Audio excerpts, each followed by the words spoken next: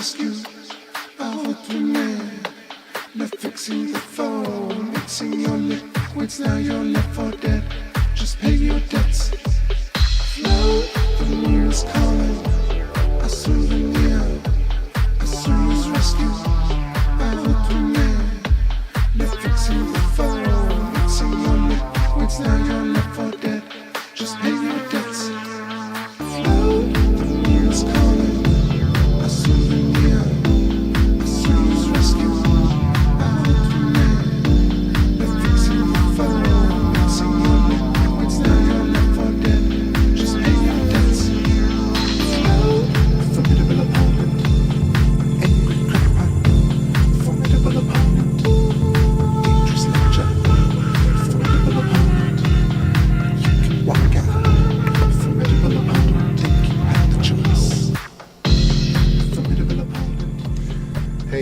What's going on, y'all? Back at it. Welcome, Spacelings and everybody. We lower this a little bit more. Formidable opponent. 11:18 p.m. on the East Coast. TakeBackSpace live again with our moon. It's been a while. It's been about a month almost. It's super duper hot down here in Florida, cooking, but I figured got a clear night tonight, or mostly clear. We got a beautiful waxing gibbous moon here, 65% illuminated. Bit of haze, but kind of a dreamy, hot little session tonight. I'm gonna be as long as I can. Talk about the extended mind. Talk about some Alan Watts, plasma universe, electric universe. And just catch up on some things, see how y'all are doing. Hope everybody's been healthy and well. I see NGC in the chat. What's going on? Great to see you. Missed everybody. Let's play some tunes while our space fam shows up. Here's some, staying with that album, some syncopated television.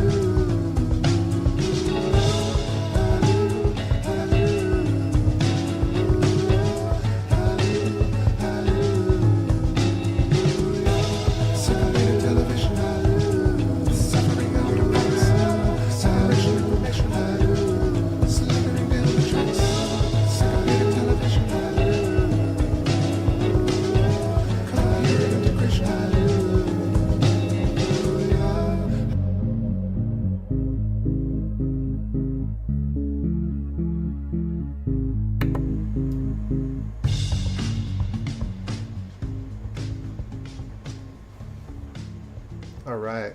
So yeah, so maybe just get started here a little bit.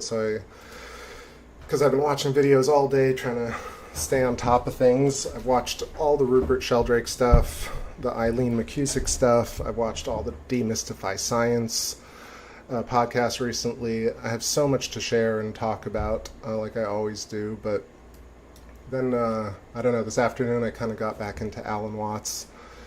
I mean, I'm always into Alan Watts, but I got back into it just a little bit, and I want to talk about the common story that you hear, which is the fact that we're God having the godly experience as apertures of the whole.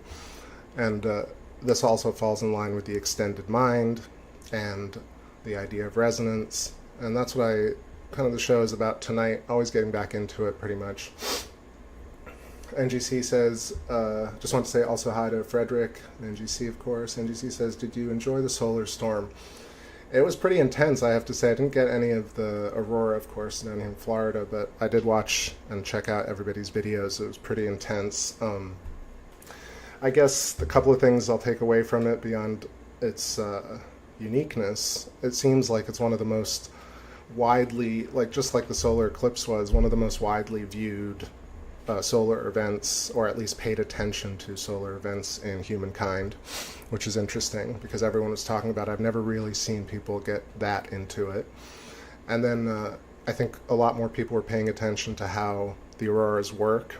Not a lot of them were talking about counter-rotating currents, unfortunately, but you know, it's really hard to miss once you kind of take a look at it in terms of how the Earth is powered from the outside, where energy is coming from the sun and kind of feeding into the poles. Not kind of, directly actually feeding into that. NGC says, I got to see pink aurora. Holy crap, that's amazing. I feel like we just got to really connect with the sun in a completely different way than we typically do. So it felt very special. And what else? I had a lot to say about it. I think one of them that I'll always point out again is that the doomers or the doomsayers kind of wanted to use this as an event, like an end of the world style event. Of course, we're still here yet again after another crazy solar storm, after another crazy solar eclipse. There's always some event where YouTubers kind of hype it up and they say, hey, this is it, this is the end game. And it could be, but we're still here. We're not done yet. That's one little takeaway from it, because there's definitely a lot of doomerism around today nowadays with pretty much every topic, from finance to AI to space. There's some sort of doomer angle to it. But yeah, absolutely gorgeous, incredible event that everyone got to experience, and I definitely felt that energy. So I've been writing a lot of songs recently. I have a couple that I will tease tonight. I couldn't help it. I did want to finish them all before I played them, but you know how I do. I know that I write them with everybody in mind, or with our space fam in mind. So yeah, extended mind, just again, the fact that our brain isn't enclosed in our skull only. It's in our skull, of course, but it also extends beyond the skull. The same way our eyes resonate beyond the boundaries of our eyes, and our ears resonate beyond the boundaries of our ears, and our body resonates beyond the boundary of the skin. And just because we don't see it, because it's somewhat invisible, but not really, people think that ourselves, the self, is enclosed within the human capsule. And that separates us from everything else. And this is kind of the big mystery to life that most people ignore. And they ignore it because ultimately the principles of reality are such that we need to get lost. And that's why the whole beautiful idea from Alan Watts, the idea of being a god that could dream any dream you wanted to dream any night. And first you'd have these very exciting dreams and crazy dreams, and after a while, after 1,000 years of dreaming, you'd ultimately have a very mundane dream where you dreamed that you were sitting at a computer streaming the moon for a bunch of people. So that really is one of these amazing explanations for how the universe might work, and it's one that I ascribe to. And Alan Watts, evokes the mystery and beauty of it so beautifully with this thought experiment of being a godhead, experiencing life through all the different eyes of the people and creatures and Earth itself. So every single and multiplicity of instantiations of consciousness, of matter in this etheric field, ultimately is one at the very center, having all these different types of experiences. And this answers one of the great questions, which is, the good and evil, dark and light concept, the contrast, which if you are having this dream, you want it to be as realistic and as scary and as dramatic and as beautiful and delicious as possible. The same way we go to a movie or a theater and watch the actors put on a play for us. God, in a way, is putting on a show for themselves by acting out the human experience or the human dream. And it's just a beautiful notion. Wanted to reiterate it, and let me know if you've heard Alan Watts talk about it. It is one of the more common one of his talks, but it never ceases to resonate with me, and I pretty much welled up in tears listening to it today, just because I found a video of him actually talking about it, and I've never really seen this clip of him on his ferry boat actually give this talk about the dream, seeing him directly address the camera or just look directly at you. It was pretty incredible. And so I will, let's see, Astralis, what's going on? Hi. Hope you've been well. NGC says, he doom gloom, glad we can be of service. You inspire us. You inspire me, obviously, a little burb. And yeah, what else is going on? There's so much to share, so I'm kind of going through a few thoughts here. I did have some ideas around the Demystify Science podcast. I'm not sure if y'all follow that, but Shiloh and Anastasia did this event. They had Pierre-Marie Robitaille there giving a talk about the sun, the liquid sun, and all these different ideas about solar eclipses. And they had this event, and I listened to some of the talks, and then I listened to more of the stuff of late where they had some of these people on talking about consciousness, and I want to really like that show, but I find sometimes that these shows meander and they don't really get to anything substantive. There's just a lot of talking, and it's not a negative. I think people have to have their own way of presenting their show, and they definitely have all the different guests that I wish that I could have on, and they talk to them about all the different topics, but I feel, again, like something is missing from the whole thing. But I did take away a lot of different themes and topics from it, because, like I said, I think a lot of people are getting in tune with the fact that consciousness is resonance, that we have fields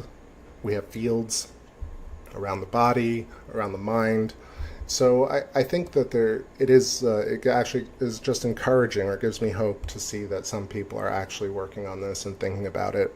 Maybe not as deeply as I'd like them to be, or as quickly, but they are. Let's see. Hey, Silent Murmur, great to see you. It's funny because I've been looking at nebula and galaxies recently, and just love all the different icons here. So cool. Silent Murmur, yours came up recently. Let's see. Australia says, you could get them on just on content, your questions alone. I think about that sometimes. Like, I feel like it's funny. I've been getting some YouTube comments. People kind of, I'm not really sure if they're accusing me of anything, but they're like, you're trying to make a name for yourself. And I'm like, I literally do the opposite on this channel. I barely promote it. I barely stream, and I don't run any ads. I literally, I do the opposite of what a YouTube channel should really do. So I don't know if I really have those, I don't want to say qualifications, but I'm not sure that this is the kind of show that people want to be on, because I will press them hard. But maybe at some point we'll think about it. I would love to at some point, before he gets too old, to reach out to Rupert, and I just haven't done it. But I think more so than anything, I've talked about Rupert Sheldrake and Eileen McCusick ad nauseum on this channel. I'm sure you guys are sick of me talking about him, but I think that's where my role is, where I show people these little rabbit holes, or these deeper rabbit holes that most people don't want to really look at or talk about. But even Rupert now is kind of emerging in the alternative science circles as somebody who, you got to take seriously. And we've been at it for a while. Arum Vorax, what's going on? Is that the Dope Electric Vibe Tune channel? Tune's coming up for sure. And we got some Dope Electric Vibes, indeed. Silent Murmur says, people project a lot when they have issues. Yeah, and like sometimes we kind of scoff or are dismissive of people. Like I'm guilty of it too. For years, I would just watch these videos and just sit and steam and be like, why don't they get there? And why don't they think about it? And why don't they say things? But when you really think about acceptance and the idea that we're all having this experience, to each their own. Let people have their issues. Respect people for having their issues, because we need them to know issue from non-issue. The idea of acceptance via the acceptance of contrast, of self accepting other and other implicitly or implying self. So extended mind, consciousness resonance between the body and the field, right? Or the nucleus of an atom and its shells, or the apple seed and its flesh, or the earth and its fields. That resonance between self and other, I think, is consciousness. I think it is not more complicated than that. And something that I derived from listening to these talks is that people get to this place where they want to find this other thing about consciousness. Like, I think it's consciousness, but it could be this other thing. And this perpetual need to kind of find the other thing, quote unquote, I think really is one of these not issues, but one of the obstacles in the way of coming to a concrete-ish conclusion about consciousness, for example, because they say, well, if consciousness is resonance and we're all having this aperture of God experience, there must be something else. But isn't the fact that we're doing that already really amazing? And I've said this before, it's a little bit like conspiracy theories. Like when you really get down to it and you look at the moon, you're like, I don't need Nibiru and Rahu and Ketu and Nibiru and the Anunnaki and aliens on the moon, because the moon already is very impressive. It's like the grass is greener, and it's not really always greener, right? So that to me is a little bit like why I think we're kind of caught up, we're bound in these discussions, these perpetual discussions about extended mind. For example, Rupert Sheldrake still has to really explain his premise from the ground up almost every interview. And Dan Winter never gets pressed by people to say, hey, well, if you believe in these collapsing etheric plasma fields, why do you also believe all this other stuff? And the Demystify Science cats are sitting there, talking about demystifying science, and I'm sure they've actually said it once or twice, that they're actually mystifying it. I don't know if they're actually demystifying it. That's just my take on it. But again, no shade. I'm just talking about them. I actually spent a lot of time listening to them, so I respect. Ellie Wynn, what's going on, Ellie? Hope you're doing great. And all the cats and Wingsley. Let's see. Silent says, if they self-exclude, then there's never a lingering issue, it seems. I mean, give me 1 second. Let me adjust the moonshot. I think it comes down to something really simple, which is people want to do YouTube channels. That's really all it is. Like, people need to, they need to make money so that they can keep doing their thing.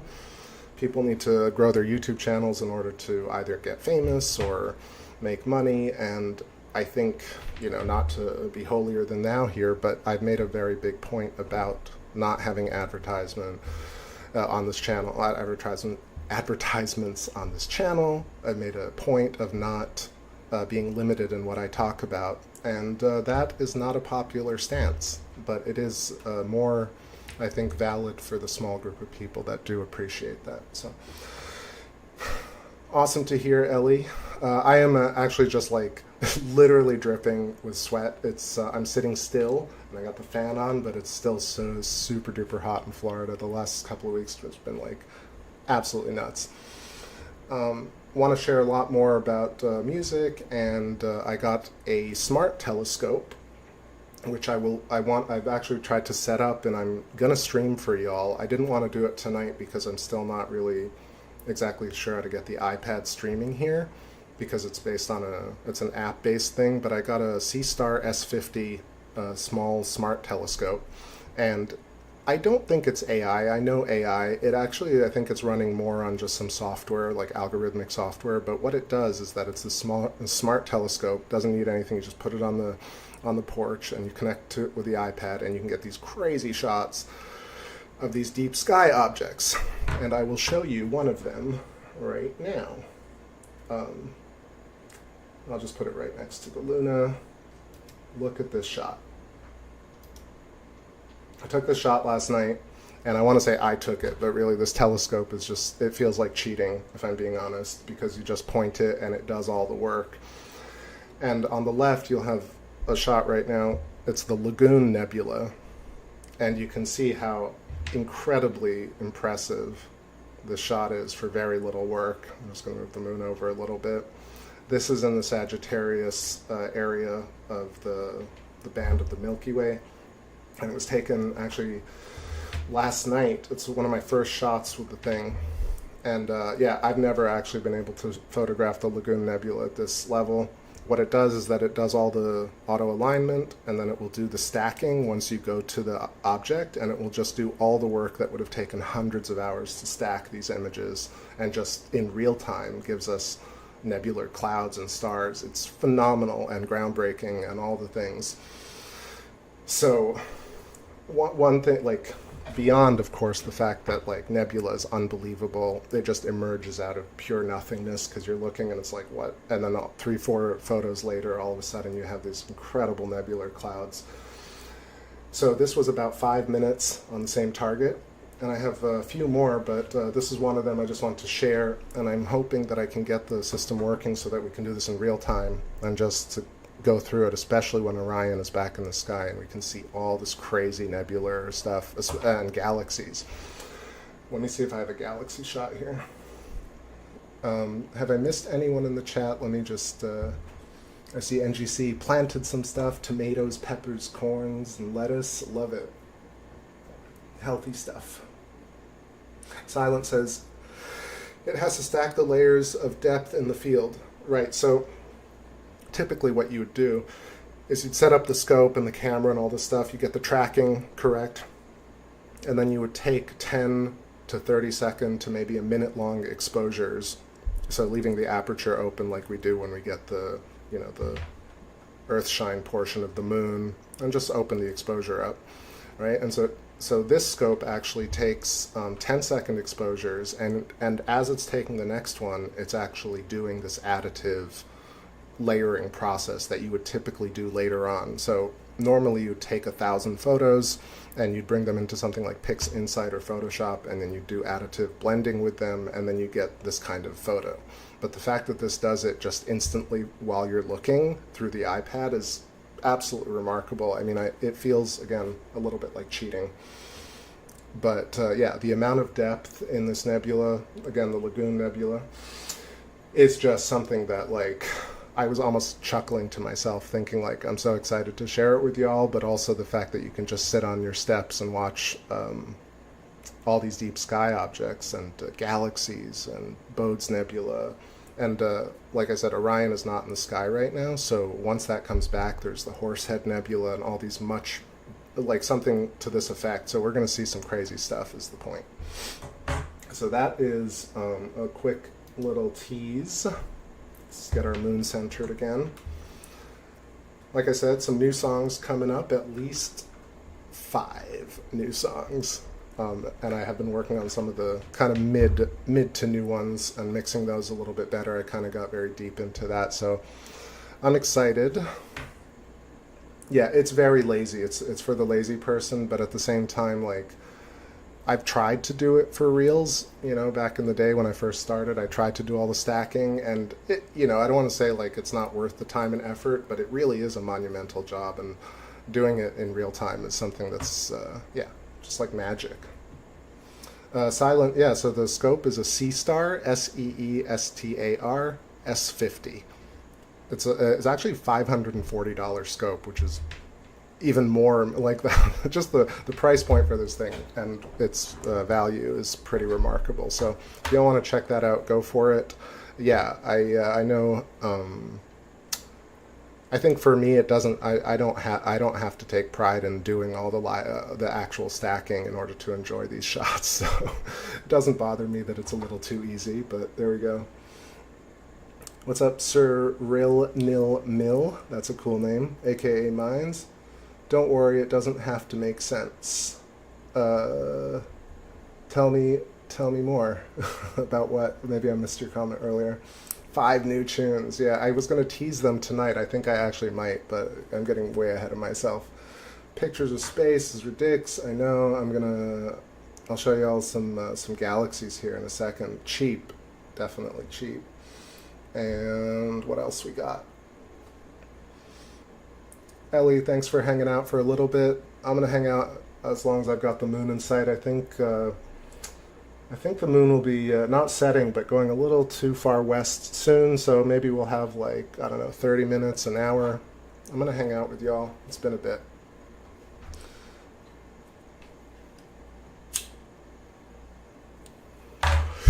All right. Let's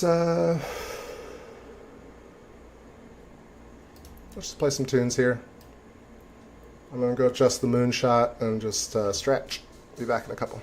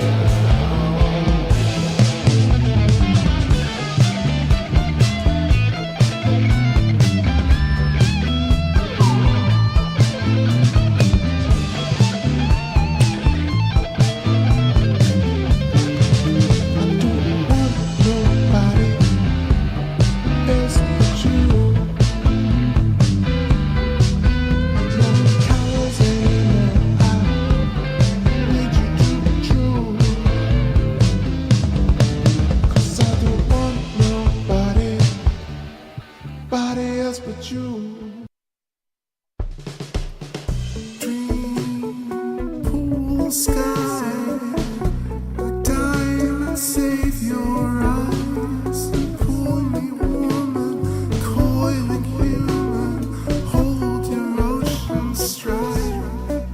And in the rain, feel fine, still you're my sweet.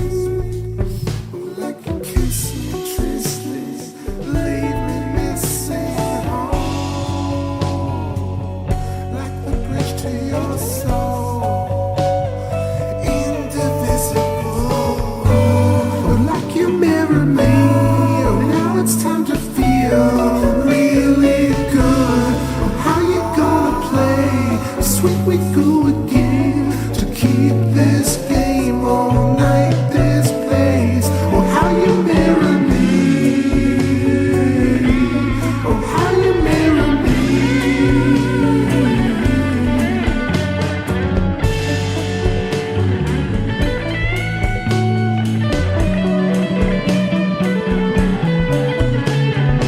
While the electric sun beats over our shoulder,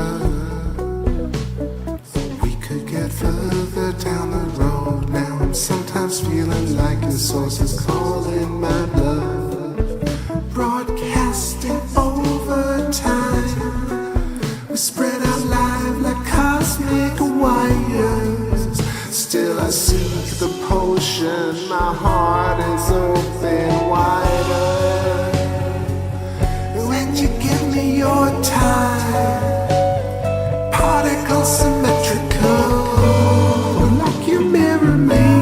Oh now it's time to feel really good. Oh how you gonna play sweet we go again to keep this game all night, this place. Oh how you mirror me, oh how you mirror me.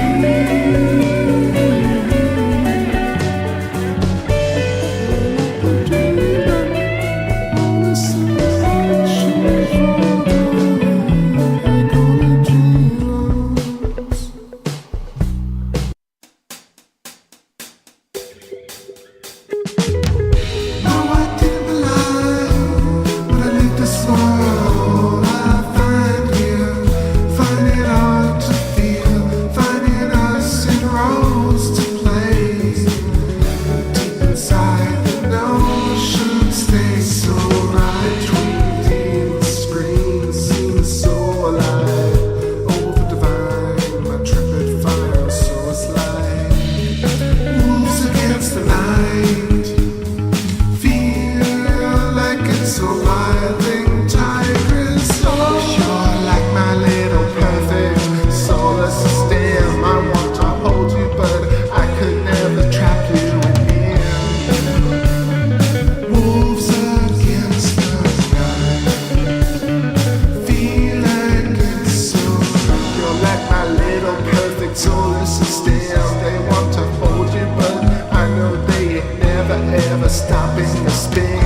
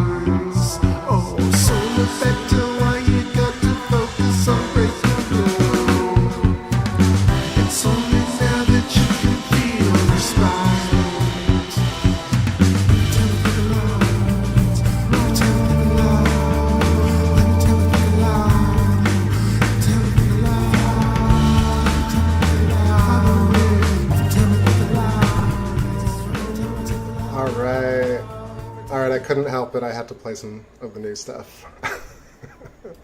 So those are mostly done. There's a bit more to them that I haven't uploaded yet, but I feel like they're getting there. The first one was called, what is it called? What did I play first? I played How You Mirror Me. That's the name of the record, actually, I think. And it sounds really funny, like How You Marry Me, but I thought it was a cool little play. So How You Mirror Me, about the resonance, right? And then the middle one was called Perfect Solar System. You're like my little perfect solar system. And the last one was called Think Aloud. And that one is more of a demo than the other two. But yeah, I hope you enjoyed them. Appreciate all the comments, and I'm always inspired by our Spaceling family and our sessions here, so all these are dedicated to y'all, of course, no one else. Fantasy, what's going on? I see you. Got me on the big screen. That's awesome. Hey, I appreciate it. Let's see. Zoomy, groovy, crisp. Yeah, we got some amazing views right here. What was I was looking when NGC was talking. I was saying there was a tower. We were up at Mare Imbrium, right around Plato and all those little mountain peaks that you were talking about, NGC. That's Montes Tenerife and Montes Pico. You know, those little mountain ranges right to the south of Plato Crater, north of Mare Imbrium. But right now, and given the particular waxing gibbousness of it, we get this incredible shot of Huygens' sword. You know, you can see this amazing kind of fold in the lunar regolith. I don't think this is an electric scar, actually. I feel like this is actually something that happened with the regolith, even though it looks very unique and special. But you can see the hilt of the sword and the long dark line stretching up, and because of our particular phase, we're getting excellent detail on it. To the right, we got a string of craters, the largest one being Ptolemaeus, and you can see these thing that we see all the time, this hexagon nested hexagons against pentagons all over the moon. Why are hexagons important? Because one, science doesn't know how to answer it, but two, if you look at really how it happens, you have circles that squeeze together like bubbles and create sharp edges. So if you imagine honeycomb, our cylinders pressed together so tightly that they become hexagons. The same way bubbles compress together, the same way molecules. And the nature of our reality is geometric in terms of how we see it.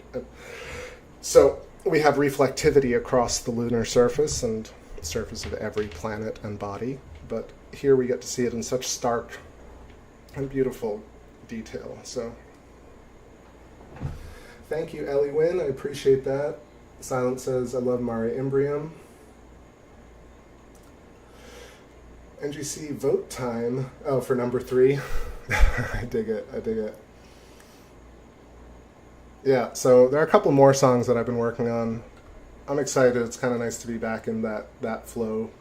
Again, like I've written so many songs, sometimes you feel like, okay, that's it. I've written my best stuff and I'm never going to write again. But every year or so, every 6 months or so, I get that urge to start jamming again. Look at these amazing craters right around Tycho and Schickard. Wow.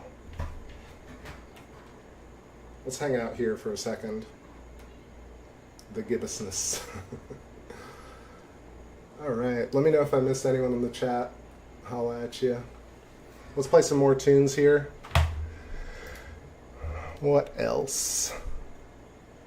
This is kind of new-ish. This one's Access to Excess. So let's keep going with these. Here we go. More tunes.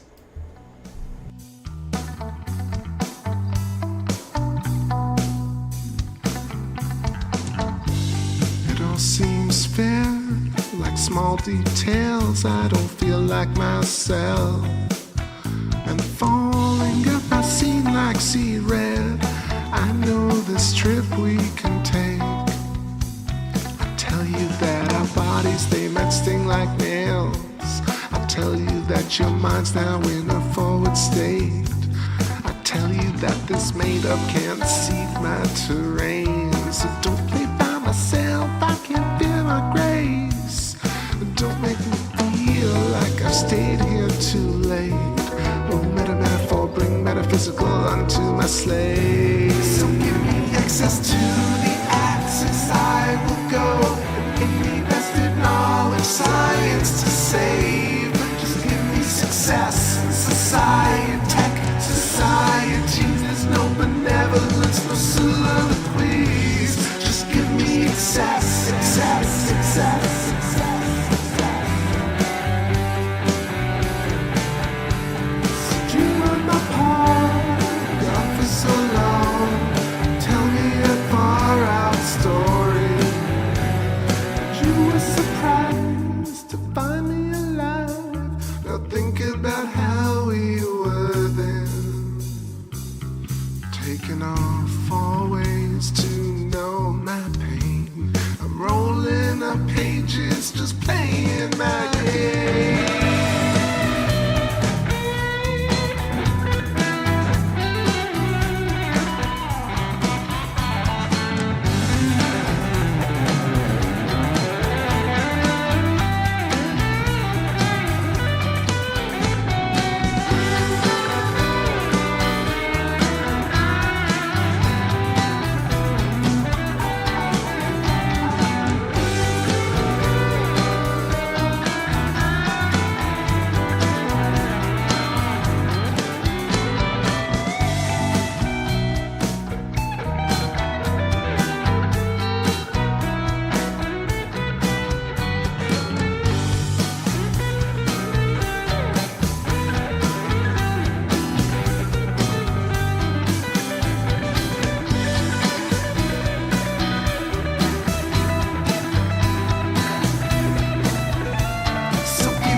Access to the axis, I will go.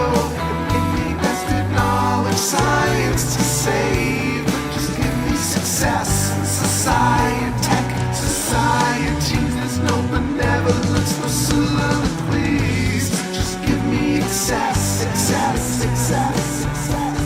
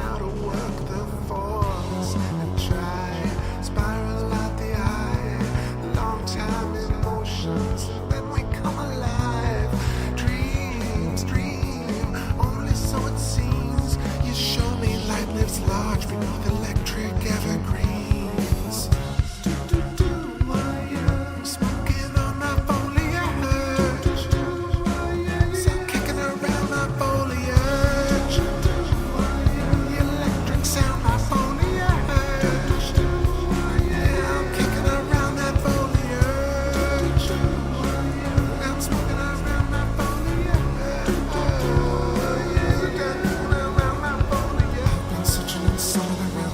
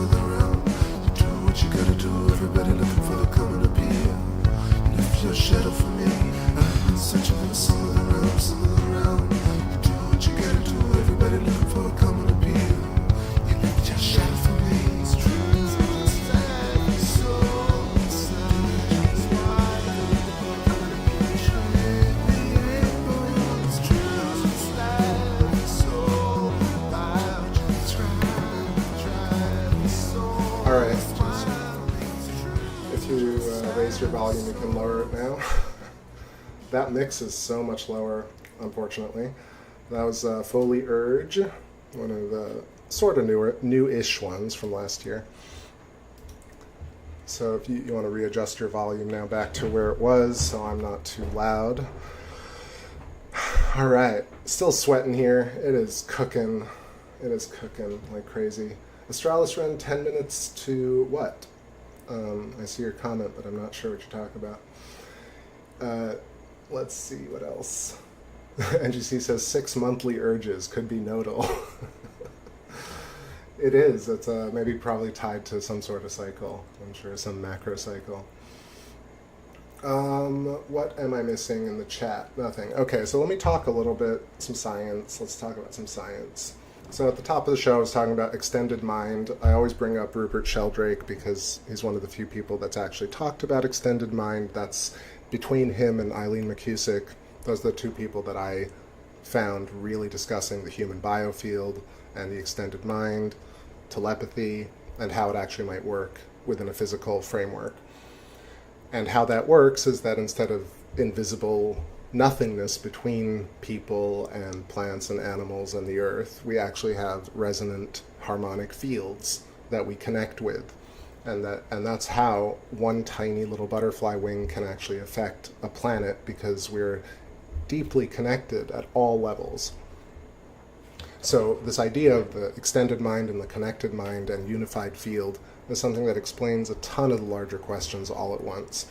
So you take that and then it extends to the human body, let's say, and that's where we can figure out how the brain works, stores memory, how consciousness works, how eyes work by resonant quantum entanglement, how the ears work by sending out beats and actually picking up and entangling with sounds as we need them. I think the oscillation from the human body stems from electrical cables coming into the top of our head and extending into the ground, because that's how we were grown, along electric filaments across the surface of the earth. The same way hair and filaments, and or if you've seen those, what are they called? Those Kirlian photography, where you do an electroplate and you see all the little filamentary nodes and filamentary hairs along the surface of our body, and plants and fruit, etc. So we are not separate from our environment. We are both human or entity plus environment. That's really one of the bigger mysteries. Again, the hidden part of it, the fact that most people don't accept this fact, is actually baked into the nature of our reality. So that's what I was talking about at the top of the show, and that's what I look for when I listen to all these different videos. So like I said, I was following all the Demystify Science stuff recently. I watched all of Jeffrey Walensky's stuff again. Jeffrey Walensky, of course, is really an unsung hero. I've talked about him a bunch, but I really feel like his idea around stellar metamorphosis, the idea that planets are cooked at the center of stars, and that pretty much every planet, asteroid, originates from the point of a star. Not stars are one thing and planets are another thing. I think that's a really huge monumental theory. Nobody really talks about it. Jeffrey Walensky is a one-of-a-kind person to figure this out and put it all together. Him, Daniel Archer, and I always forget Baz's last name, but there's another cat named Baz in there. And they've worked on this and presented it, and it's a tiny, tiny subculture of people. But if you're really interested in, I think, the edgiest esoteric idea, that's one of them, because it completely upends cosmology and astronomy as we know it if we reconsider this idea of stars being formed at the active galactic nuclei, and that planets are these molten balls that hit each other and eventually cool into planets, when the complexity of Earth alone really makes you wonder, like, how did something like Earth come into being? And so when you were presented with here's an option. One, a molten ball of elements kind of swirling together, cooling into Earth, or Earth was at the center of a giant star, and the star shed off all its layers and ultimately ended up looking like Earth. And you can trace this if you follow all the planets in our solar system from the Sun to Jupiter to Saturn to Uranus to Neptune to something like Earth to something like Mars, Venus, the Moon, and smaller Ceres, asteroids, Mercury, you can actually see the entire, like, the spectrum of different types of characters in our solar system, right? So I feel like, not to lament contemporary astronomy or cosmology like I do, but one point is that people don't even consider this idea. They're just completely dead set on this idea that stars are one thing and planets are another. So that's really important. Shout outs to Jeffrey. Eileen McCusick with harmonic resonance, tuning forks, human biofield, the idea that potentially, or not potentially, but in reality, our memories and our entire life experience is stored and resonating in standing waves around the human body in a structured plasma field. And that's where we can store and access memories, whether they be our own or memories of other beings or Earth. The Akashic record being a physical thing rather than a metaphysical idea. Let's just reading some comments here. Ellie Wynn, that would be good on Blast. Yeah, I really have to mix that track a bit, a bit better.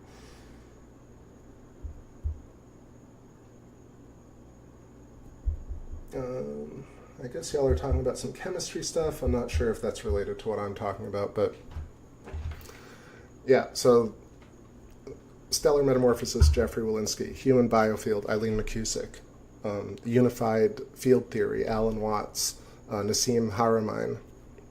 Nassim is doing some amazing work.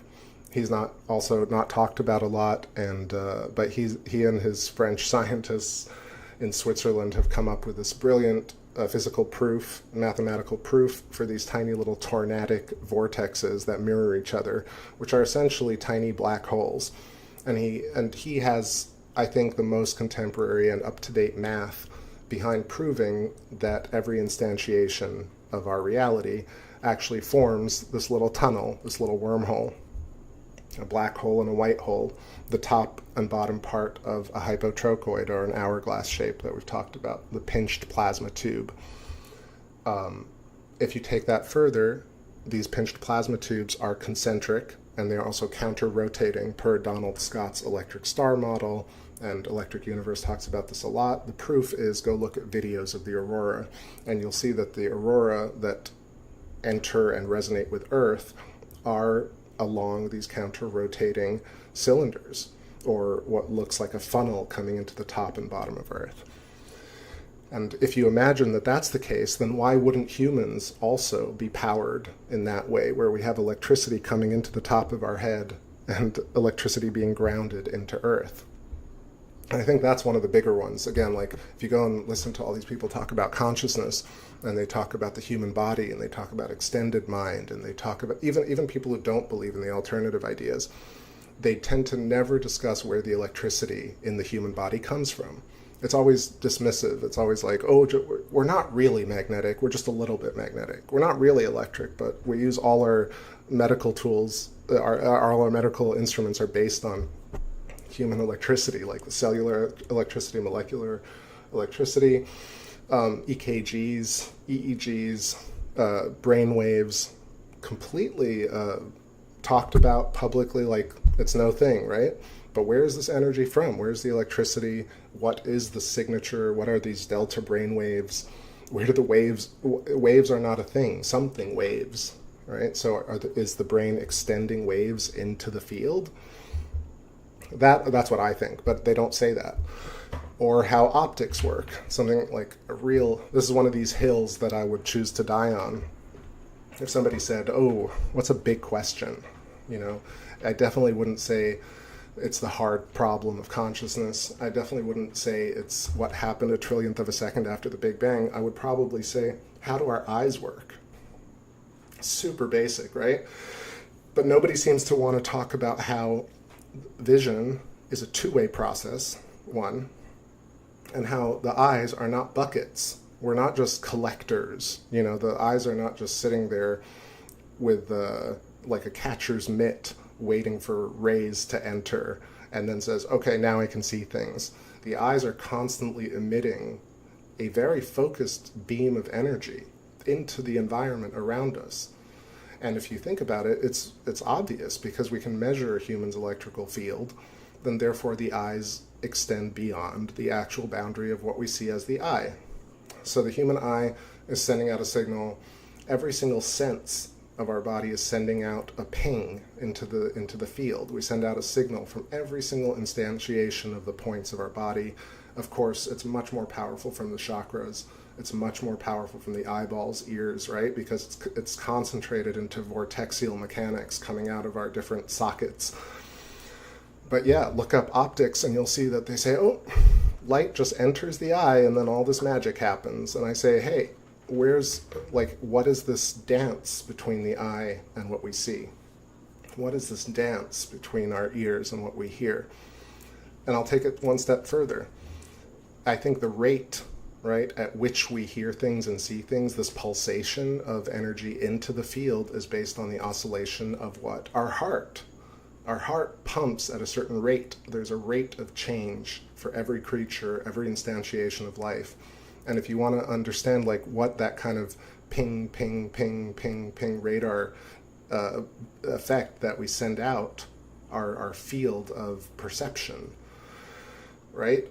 I think, this is completely just my idea, I think it goes along with the rate of our heartbeats, because everybody has a certain particular way their heart beats. And therefore, again, this falls into the idea that we have 8 billion people that look identical, but not really. We have just enough different resonance and electrical makeup that each of us has essentially an identical yet completely different experience in existence. Yeah, those are some ideas. Copper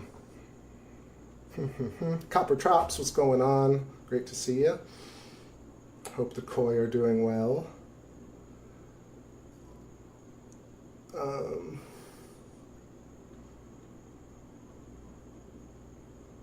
Let's see.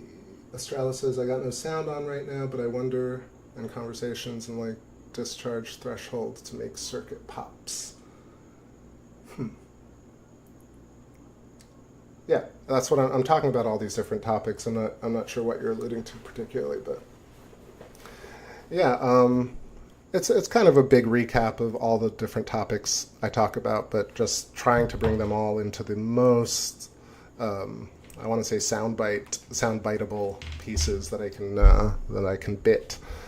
I don't know. I figure get more and more precise with it, get more and more honed in on how it all interrelates, but also explain it as simply as possible.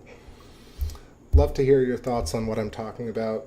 Who have I missed? Shoutouts, of course, to Halton Arp for the seeing red stuff and the idea of redshift being intrinsic and not necessarily a measure of distance. Velikovsky for Worlds in Collision, a potentially different structure of our reality over the last 20 years. Hannes Alfvén, and on. Some really great minds of our last century never get called out or mentioned or talked about with enough respect or due. What else did I watch? I watched a lot of stuff, but now I'm melting. So, time for a little break, a couple of tracks. Again, that last song was very low, but the next are going to be kind of louder, so I'm slowly going to fade in the next track and hope it doesn't blow out the speakers too much. It's called Desert Fires. Back in a few.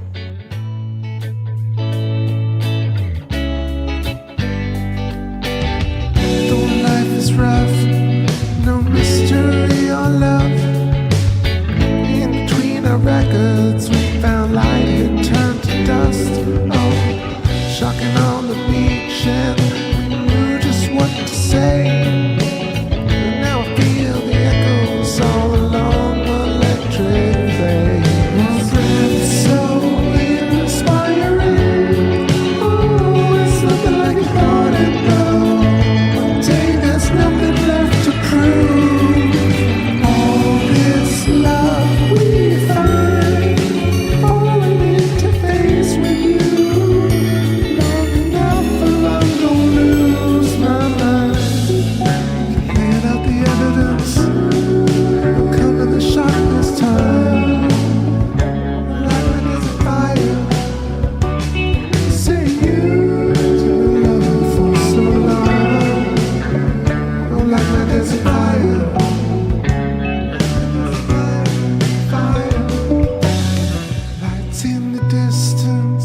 slowly up the stairs. See a head of lion sit alone upon his bed. Oh, fractured beast, I know it's been so long. What time is it? Time is it? I know I will cast sight of it, so go on in form. Oh, sand is like the mind and scattered soul. Now let it go. Sigh like I'm reaching out. I left my home for 7 nights, trail along for 7 nights. Don't let the whole heart say we're coming to shop this time. Like a desert fire. Say you've been traveling on so long. Like a desert fire. Like a desert fire.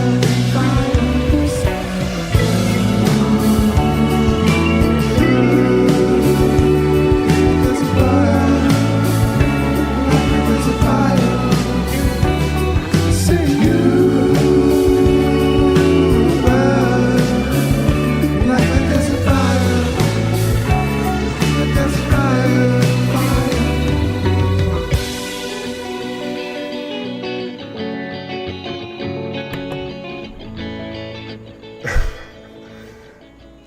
Ellie buckets. I love it. So funny.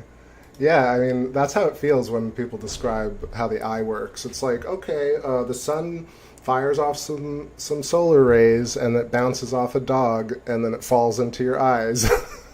Your eyes don't do anything. They're just freaking buckets. That's how it feels. It feels that dumb. But funny how we ignore the power of the eye, the greatest jewel ever made. And who made it? Each and every one of y'all.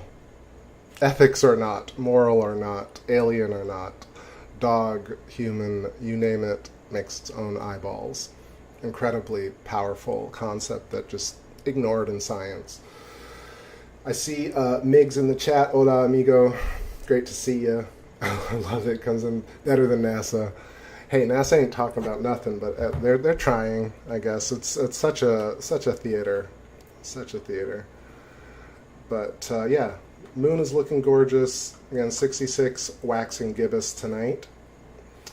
I'm going to try and the next few nights I think are going to be very stormy and cloudy, so we'll see. But I'm kind of set up again, and I'm definitely going to try and do the full moon this month. What else? What else was I talking about that I missed?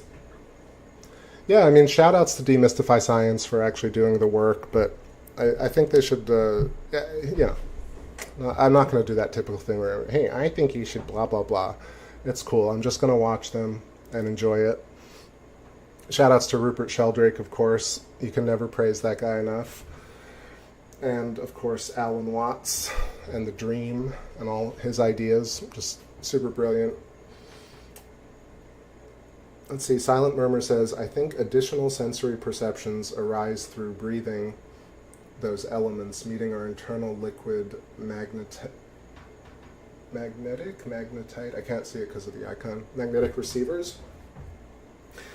Yeah, I think that's what you were talking about earlier with the gases and argon, and the idea that our fields are actually made of gases and elements and molecules. And I don't think I think that actually makes sense, because we tend to do the same thing, with popular ideas that, chemistry is one thing, biology is another, electric science is another, so on and so forth. But in fact, there's probably a ton of interrelated processes with every single interaction ever made in reality, or what we perceive as reality, because all these interlocking dipolar moments.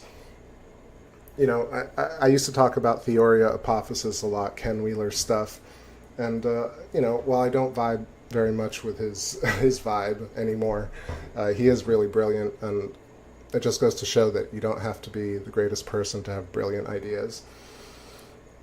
I see Chris Kelly in the chat. What's going on? Long time. Hope all is well. Dark skies to ya. And she says, shh, I love the way you think. Silence says, and our internal liquid crystal conductors. Right, so the idea of liquid crystal, right? We look at our screens and we say LCD, very offhand, like, oh yeah, it's a liquid crystal display, no big deal. But everybody's looking at a crystal constantly. So, and we, as humans, entities, we are structured in the same way. If you zoom into us, we're structured like different crystals, right? And it's also a fractal up and down the scales, and therefore we're tiny crystals all resonating like piezo. Like a guitar pickup, for example, we're picking up the harmonic resonance and having a feedback loop, creating what we perceive as reality. So the co-creation of reality is a resonant process, and it's completely inextricable from self and field. You cannot have an experiment that excludes and precludes the experimenter. Another massive issue with contemporary science and experimentation. One thing that actually brings up a great point. The Demystify Science cats had, I can't remember this guy's name, but Brian something had a talk about, I think his book is called Bad Numbers or Wrong Numbers or something like that, about how science just says, yeah, there's a speed limit to light, and that's it, and everybody takes that as a premise and says, okay, foundationally, light speed is this, and it will never change, and we need to have this law. But then you can't really prove that light speed isn't a variable. Light speed and everything in the universe is a wiggle, to quote Alan Watts, but it's a vibration. How can any vibration, the point of a vibration, pun unintended, is that it's unique. So the signature of every single vibration in our universe is a unique one, even if it's something that is almost identical. That's why we say it's almost identical. Nothing is exactly identical in this universe. So so liquid crystals ingesting and resonating with liquid crystal displays is not lost on me. Excuse me. Silence says, yes, co-creation process. That's also why I'm saying that our eyes are one part of the system, of course. I'm not saying the eyes are the only thing that shoot out beams into reality and co-create matter as we see it. I'm saying that the eyes are one part that does that, but we add all these different layers of comprehension, of feeling, right? We feel an object's resonance in our field. So there's this meta sense on top of optics and hearing and so on and so forth.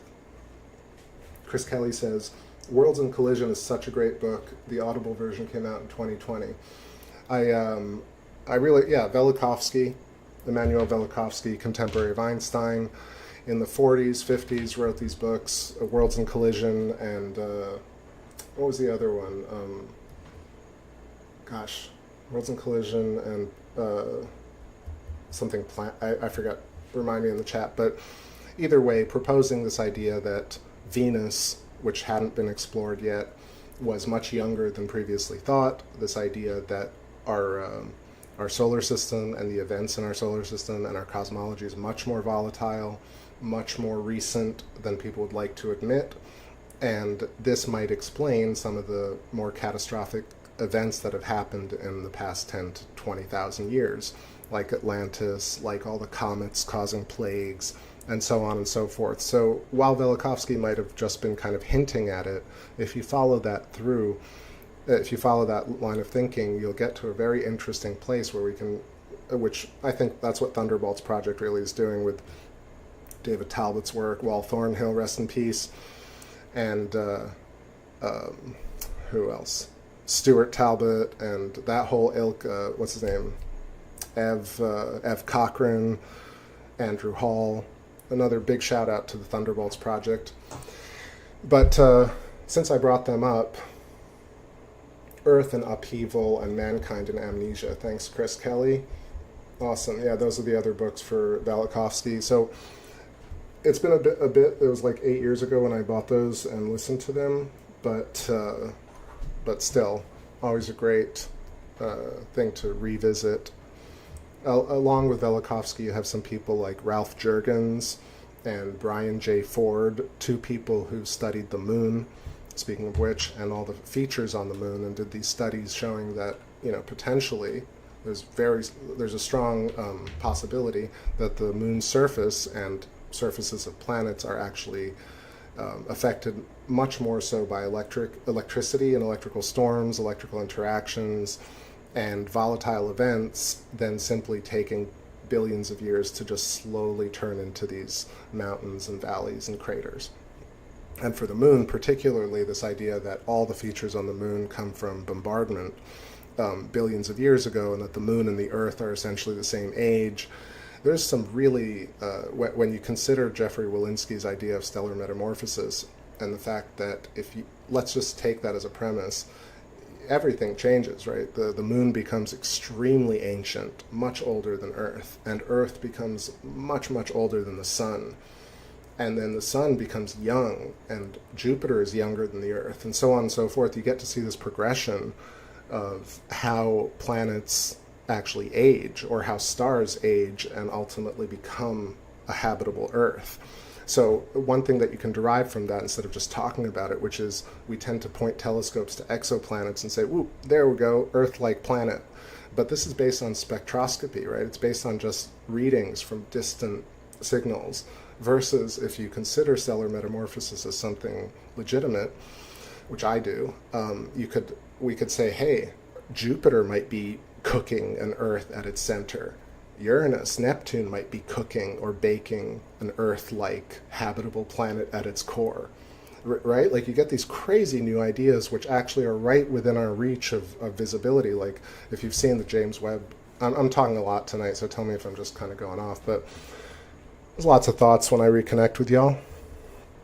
But yeah, James Webb photos of our planets, especially something like Uranus or Neptune, you can kind of see that these planets, theoretically, and very high probability, actually might become water worlds, Earth-like planets. So why are we pointing things 4 light years away when we could just be looking at Jupiter, Uranus, Neptune, Saturn much more closely, considering the idea that at their core they might be cooking a habitable planet? I think it's just one of these amazing, like, doorways that just science doesn't want to talk about for the obvious reasons. Let them cook. Rune Thorson, what's going on? This is talk. That's why we're here. I dig it. That's why I'm here, for the moon, the tunes, and the chats. Yeah, definitely check out the Velikovsky stuff. I did actually find this great book recently that I've been reading. It's called The 7 Mysteries of Life and Philosophy by something Murky, Guy Murky, Murchie, Chie, 7 Mysteries of Life. It's like a brilliant, brilliant book talking about a lot of the same topics that I've talked about, but I feel like he's also he doesn't really draw conclusions, but points out a lot of the same stuff. One of them being how we have hexagons or polygonal geometry, sharp corners in nature, which also, I've definitely heard some science people talk about it, but they don't really ever come to a solid conclusion about why there are hexagons, like honeycombs, basalt flats. Your eyes are basically 2 hexagons that are symmetrical. Why does that happen? Why do we have why is there a hexagon at the pole of Saturn, for example? And so it's a very simple answer, but again, science doesn't approach it like that. It's that when you look at bubbles, you have the spherical nature of reality from a point instantiation, a z-pinch, along potential plasma filaments that are in dark mode. They wind up and they create a point, a plasma pinch or a z-pinch or a node or a star. And this star emanates omnidirectionally, spherically. And because there are things around it, these bubbles or these spheres emanating end up meeting other spheres, and when they press against each other, they create sharp corners. So if you can imagine that a honeycomb, the bees are not sitting there measuring hexagons, right? And it doesn't start as hexagons, it starts as cylinders, and then they pack the cylinders super close together, and eventually matter structurally at its very basis of reality, the very Planck unit, and on upwards and downwards, has the structure. And therefore honeycomb emerges as a natural occurrence for a reason, not because it's anecdotal, not because, ooh, nature is so curious. There's a real reason that happens. Similarly, we have hexagons and pentagons on surfaces of planets, and it's for the same reason, because these features arise as circles or spheres, and when they expand, they meet other circles and spheres, and where they bridge, they create as tight a connection as possible without, well, I don't want to say that they don't breach each other, because bubbles do eventually breach at some point, but the fundamental structure, the strongest structure of reality, you can just see it when bubbles pack.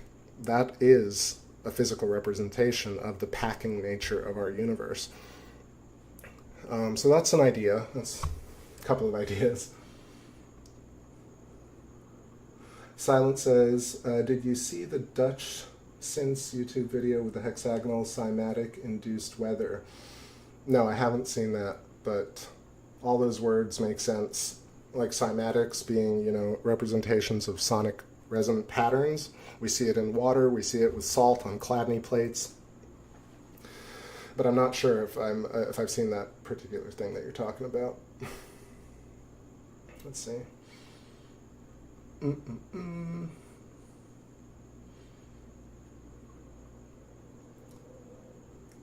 Yeah. I mean, if you look at the fate, forget looking at everything else, honeycombs and lunar geology, look at yourself in the mirror and you'll see that our bodies form corners, right? They form 120 degree corners, 90 degrees.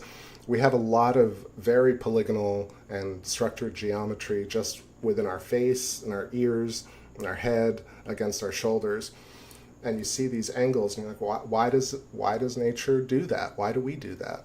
And the reason is because we expand into the field, and the field expands into us, and we're all scrunched and smushed together at every scale, from a butterfly to a planet. But that also explains how we have connectivity from the smallest to the largest.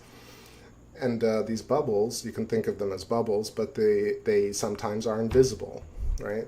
So the human body is right at the center of a bubble, but our bubble is not perfectly circular or spherical, right? Our bubble ends up meeting all these other bubbles, and our bubble ends up becoming kind of like an oscillating, vibrating, wiggly structure.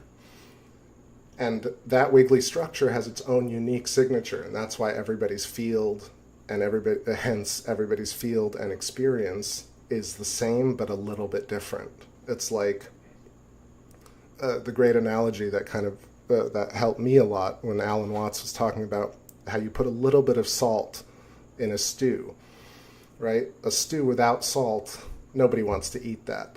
But also a stew with too much salt, right? You also don't want to eat that. So there's just the right amount of salt in things in our reality that it makes it worth the salt, worth the trouble, or worth the manifestation. So each and every one of us has that wayward spirit, that salt. We're all salted, and every single instantiation of consciousness, every single point instance of reality has a relation between its salt and its stew.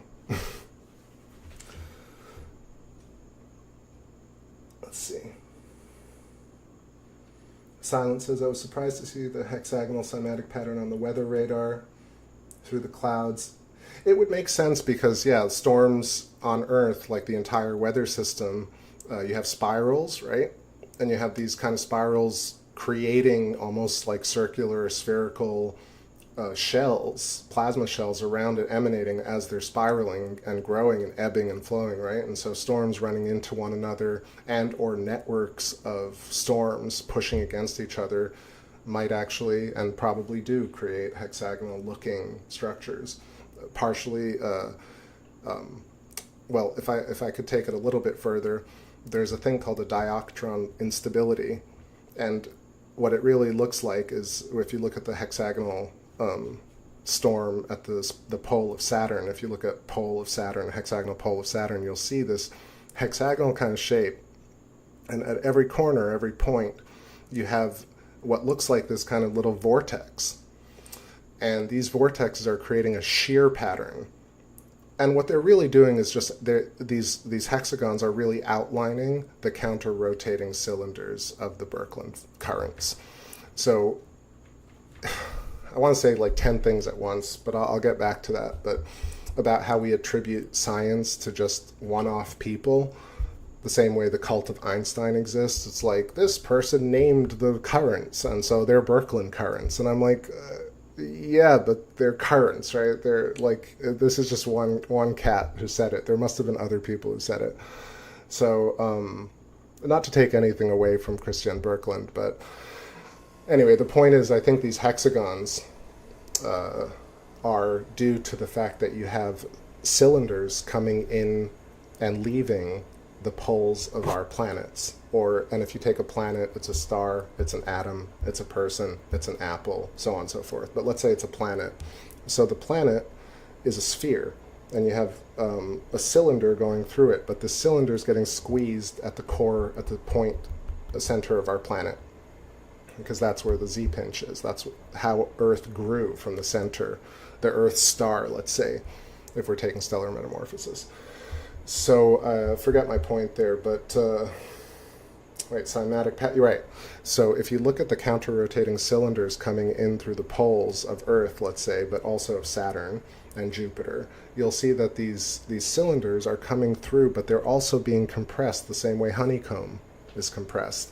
And so there's a big cylinder right at the pole of Earth, but around it there are also other counter-rotating cylinders, and this is what's creating the boundary compression between the cylinders that creates what we see as these floating hexagons of weather patterns, of honeycomb, of nebula, of our human body.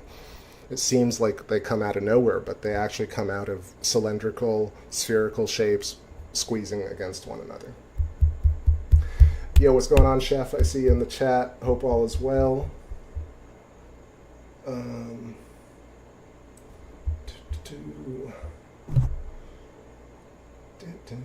just reading some of these comments here. Silent says the cymatic pattern was large as half the size of the state, with a line going diagonally off to the left side. Yeah, just more about that. Weather patterns, just knowing where the hexagon shape comes from, I think, is just the key to it all. Whatever type of topic you're interested in, you can apply this rationale or this reasoning or this way of looking at it and actually derive so much information. Again, you can look at your face and you can see how we have two hexagons as eye sockets, right? Because these two hexagons outline two cylinders coming out of our eyes, because we have cylinders going out of the top of our head, and then we have cylinders going out through our eyes. And these cylinders ultimately get squeezed by all the cylinders around them, and therefore the shape of the skull and the brain and every part of our body is pinched, is squeezed as much as possible. So this takes me to where I was thinking, which is this idea of reality being a wave, or filled with waves, or etheric plasma waving, right? Because a wave isn't a thing that you can reify. But let's say you have a wave principle. I think if we say that when we experience a wave, we bite it, we take a little bit out of it, and that's the particle. The particle wave, right? So there is no paradox here. There's just reality waves, and we pick out little points to experience in a framed sequence according to how we perceive things. I think that's one of these ideas, but I was also going to say the compression and rarefaction of a wave, which is the crest and the trough of a wave. No one has ever seen a wave without a trough, and no one has seen a crest without a trough, or a trough without a crest. So a wave consists of both the up and down, same as two sides of a coin, the same as self and other, the same as life and death. The game of contrast is inherent and physical. It's not metaphysical. It is both metaphysical, but it's also very physical, and that's also treated as imaginary or speculative in science. But if it were addressed as a concrete principle, like the speed of light, which I don't think is a concrete principle, I think variable speed of light, even if the speed of light is 300,000 meters per second squared, I still think it's one of these things where if you look at real numbers versus mathematics, and real numbers are basically numbers where the decimal place just goes on infinitely. And so if you take the speed of light as real numbers and not some sort of human-made metric, the speed of light seems, it would make sense if it were slightly variable. And therefore tons of mathematics would change if you accepted that. Silent Murmur says, crest and trough need each other in order to exist. Exactly. So let's say one instantiation of a wave is a crest and a trough. The same way it's a life and a death, or a night and a day. Okay, but let's take it one step further. What is, like, if you look at it, you'll see that the rising part of a wave looks like a bulge, and the bottom part of a wave looks like a compression. And of course it's symmetrical, you can flip it around, but if you look at the human body, you'll see that the head is like a balloon, it bulges, and then the neck pinches, but then the chest bulges, and then the waist pinches, and then all our limbs are fat, skinny, wave compression, compression rarefaction, crest, trough. Our entire organism is organized along a wavefront. That's the fascinating part. I think there's one thing to talk about all these ideas, and it's another thing to relate these ideas to physical principles, to physical reality that we want to know more about. Right? That's the whole point of this, is to figure out how to use science in order to better our lives or to know more about ourselves. So I think it's super important to think about that. So we are instantiations along wavefronts. In fact, we are waving all the time, or wiggling. And I think that's a much more beautiful way of thinking about it than, no, we're stagnant creatures. There's no real meaning behind the shape of our eyes. We don't even make our own body. Something like some alien or some god did it, not us. And I feel like it's a completely different way of looking at it when you think, I made my own eyes. I actually create reality with my senses. I know where I store my memories. They're in a field, and I can pick them up. The field also explains outer body experiences. It explains your life flashing before your eyes. It explains memory. I'll give you an idea, like an example of how a very simple idea that when I heard Eileen McCusick talk about human biofields and storing trauma in your field, it's this beautiful idea that as you get older, your memories get further and further away from you, like in a distance field. So when you're born, you're in this little amniotic sac, which is a plasma bubble. And then as you grow, your invisible plasma bubble also grows. But that original plasma bubble of you being an infant, that's the memory, or the bubble, I guess the bubble contains that information for that particular moment of existence, creating a completely holographic instantiation of that point in your life, let's say. And so when you grow older, let's say you're 30 or 60 years old, that birth bubble ends up being huge and furthest away from you. So if you think about it like that, that your birth memory is the furthest bubble away from you, and that your yesterday, or 2 hours ago, is a bubble that's right next to your body. And when I say bubble, I'm saying an invisible, etheric plasma field resonance, right? Whatever way you want to look at it, chemically, biologically, metaphysically, it doesn't really matter. What matters is that the human body and the human mind is extended beyond the boundaries of the actual physical body, whether or not you can see it. I would say we do see it because that's how we see, but science likes to say things like, we don't see it, it's invisible. And even alternative science channels, again, like the Demystify Science cats, there is enough science there, I think, to actually come down to some concrete ideas, but they tend to keep going with this, could it be? Well, maybe it's this. And could it be that? Well, maybe it's that. And no one ever wants to say, let's say it's this, therefore, what about this? Silent Murmur says, remember, it's like a simplified Jed pillar. Silent, you're coming in hot with all these great comments. I don't know if anyone... I know y'all probably are familiar with what a Jed pillar is, but if you are not, this comes from ancient Egypt, or just Egypt. Ancient is really just a relative term, but let's say ancient Egypt. This idea of a Jed pillar and a was scepter, and the Ankh is this, if you've ever seen, if you actually just look it up, PTAH, Ptah, or Peter, the original Peter, this could be the original Hermes too, or Enki.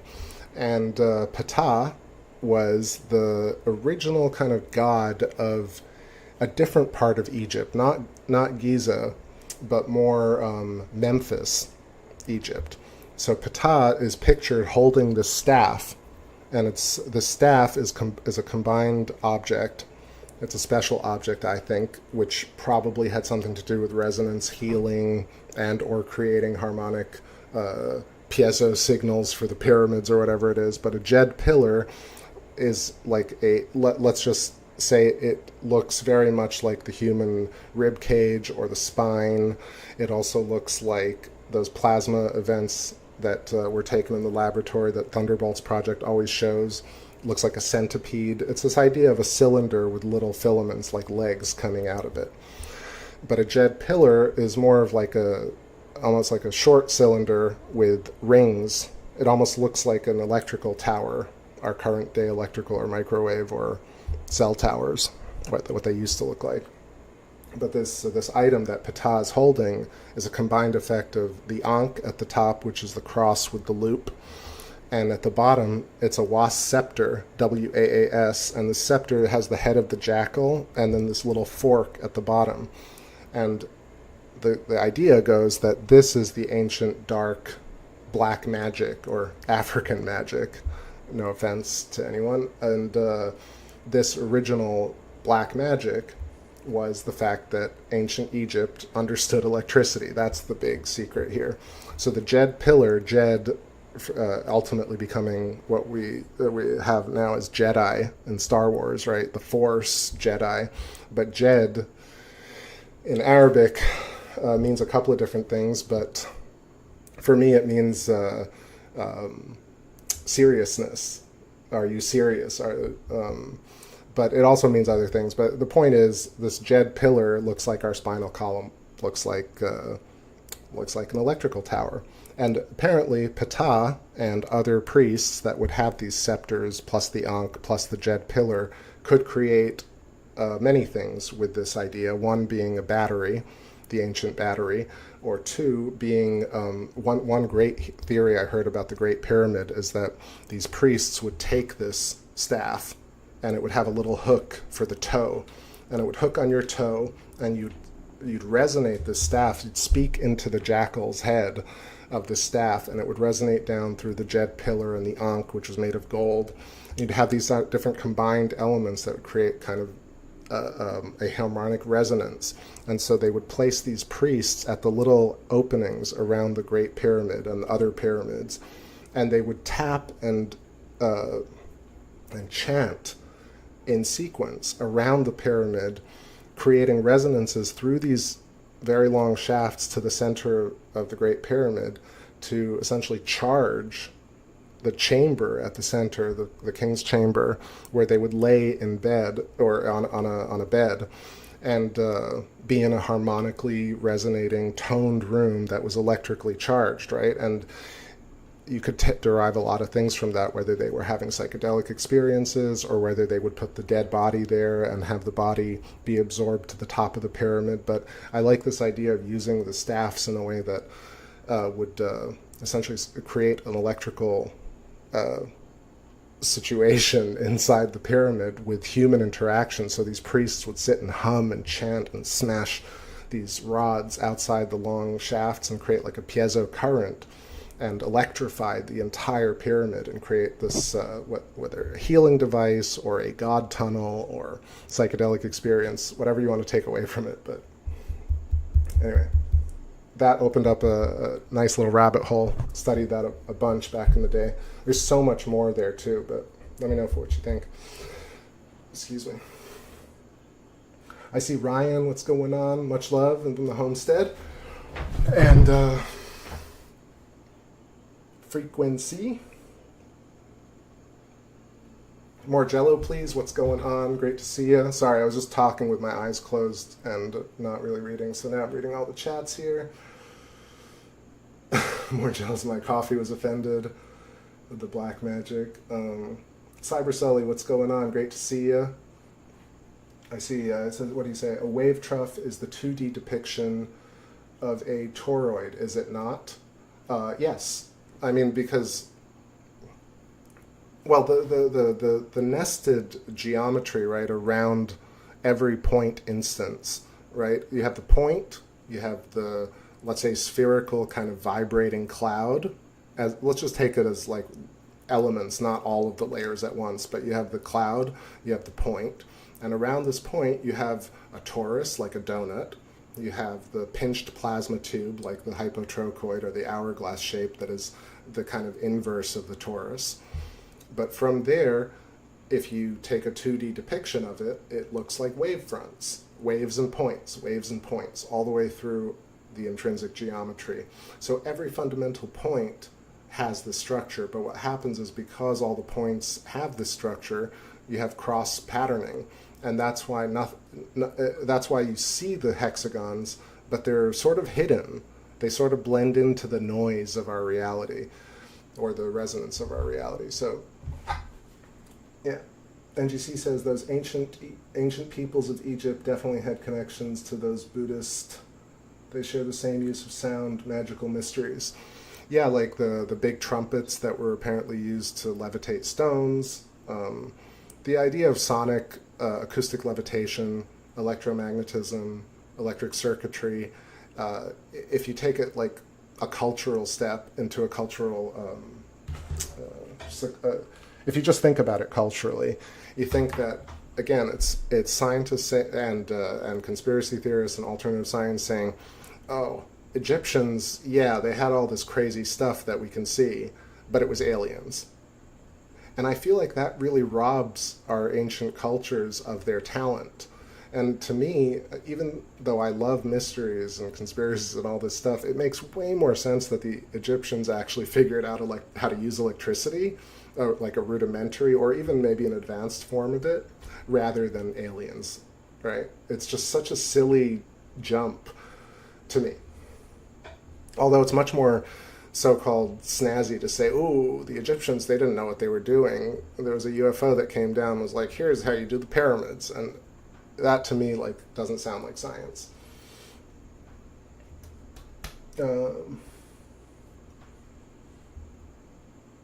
Yeah, and so I think sonic levitation was something that could also have been used. I probably would imagine that that the Egyptians also knew how to use solar radiation, like by concentrating light from the sun through a Fresnel lens, for example, to cut stone. A lot of different ideas from there, but if you look at that from a perspective of the moon is great, but we need aliens. It's the same thing with ancient Egypt. It's like, they were great, and those pyramids are awesome, and, you know, our ancient cultures were great, but aliens. Like, so silly. Okay. I'm just looking at some comments here. NGC says nowadays we just have sound baths. Yeah, I mean, I think, like I was saying with the pyramid, the ancient Egyptians probably had the same inclinations that we have today. Healing, longevity, connection with space, and on, and they were trying to figure out those tools. And I would say I think it's respectful to consider that the ancient Egyptians actually knew what was going on. Chris Kelly says, Eileen McCusick, Eileen's books are amazing. She says the biofield up to 6 feet around you is your lifetime, and 6 to 9 feet seems to contain ancestral memory, if I recall correctly. So for me, you know, taking Eileen's idea, like I was saying, that idea that when you're born, you have your plasma bubble, and when you're older, that plasma bubble of your, I was trying to say it earlier about memory. One of the biggest questions we have is, why is it so difficult to remember your birth? The older you get, or forget that specifically. I mean, that's one of the big, like, great questions. But I think a bigger one is memories that are older are more difficult to remember, to reassemble. And why is that? Science, literally, there's no answer out there. But Eileen has a great answer, and I basically regurgitate that using all these different ideas that I have read. and recontextualizing it and saying, yeah, this is actually a very logical way of thinking about human existence, and or what these invisible so-called plasma bubbles are doing around our body. Like, how do they work? What are they?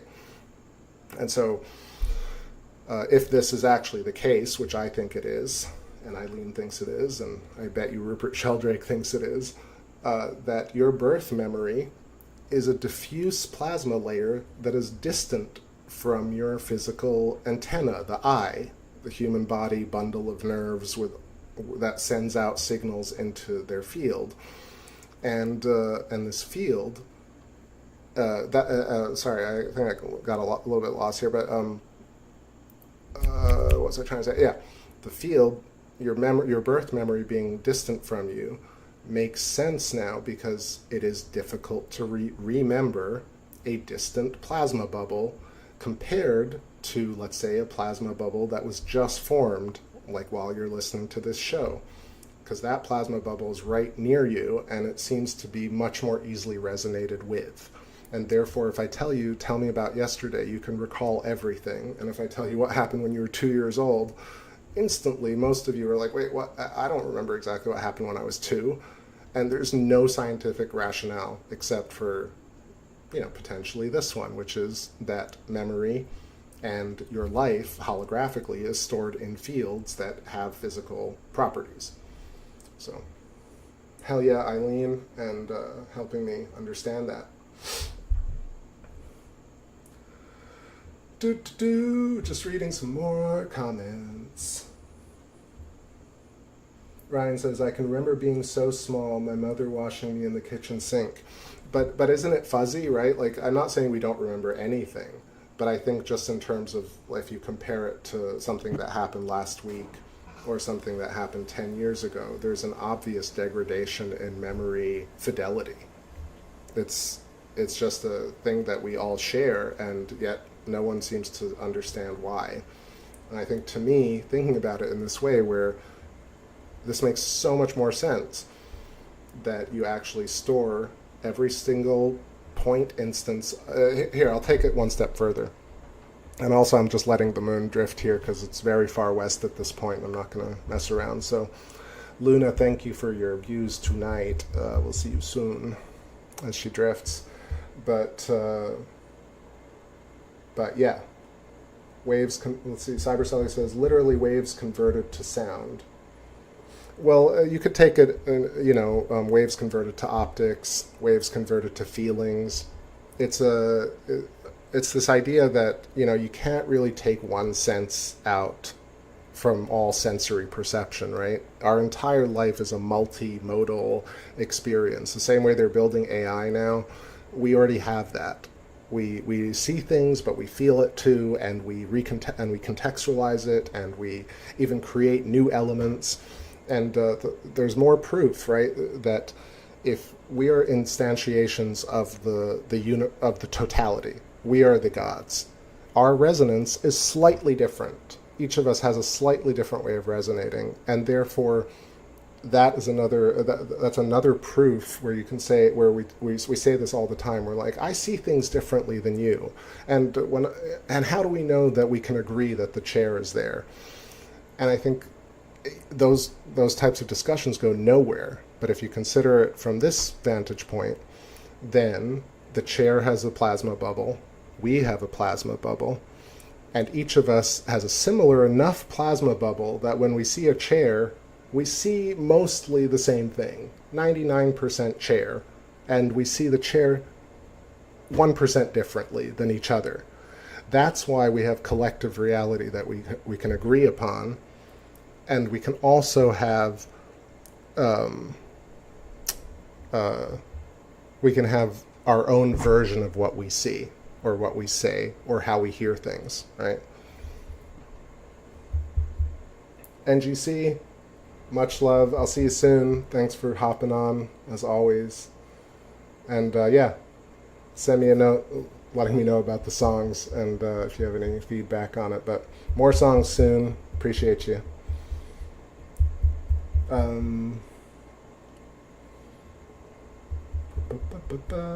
right, maybe it's time for a song here. while our Luna drifts. So any thoughts on what I'm talking about? Love to hear them.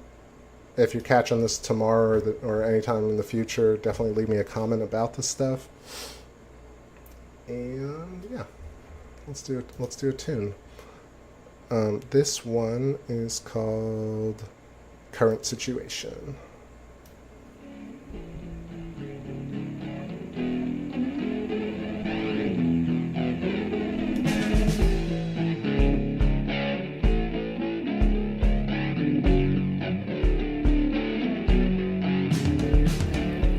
Falling in my head like memories of saucers, laying in the park with you. The moments when we danced like echoes of darkness, laid high on the backwards bed, like we roam in the streets only to meet the famous rock composer who walked a tightrope wire. You know, they played that song all night. We climbed the ladder, clawed out of the bullshit. Another cosmic thread far from our doctrine. We're so elated, some go underrated. Our silence is golden and no one repays it. So will they be right? And will I be wrong? Will they be wrong? And we get it right. Our soul sacrifices make it matter. Everything's membered in ice.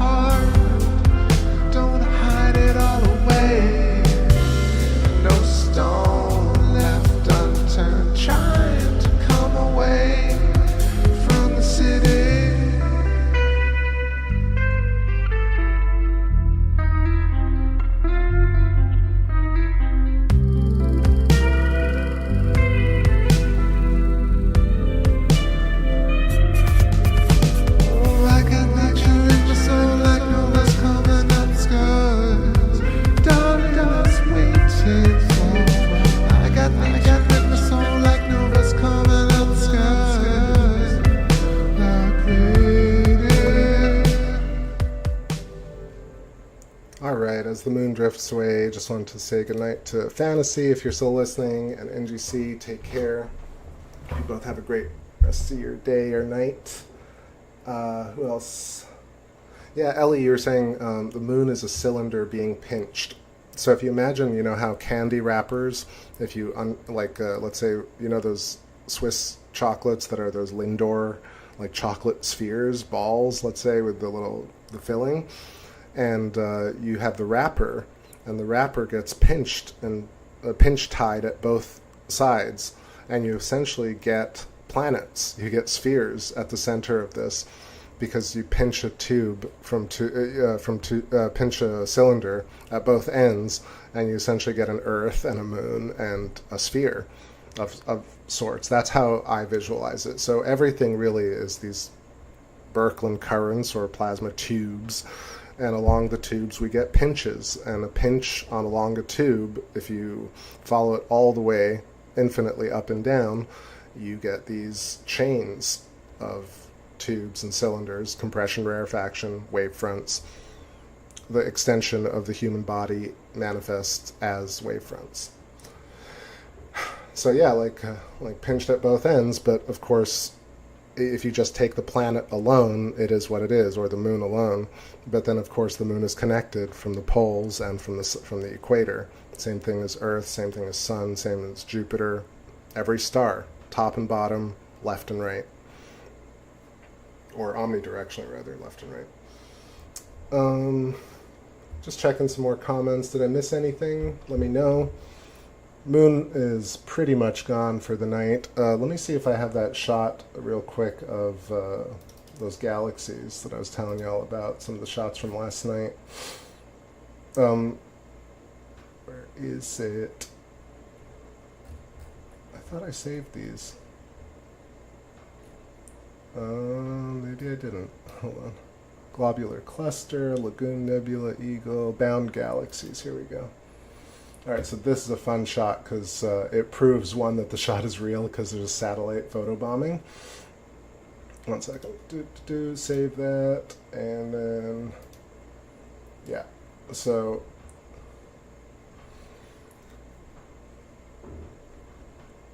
I'm a bad astronomer right now because I forgot exactly which messier this is, but it's I'll put up the name later, but I think it's like M32 or something.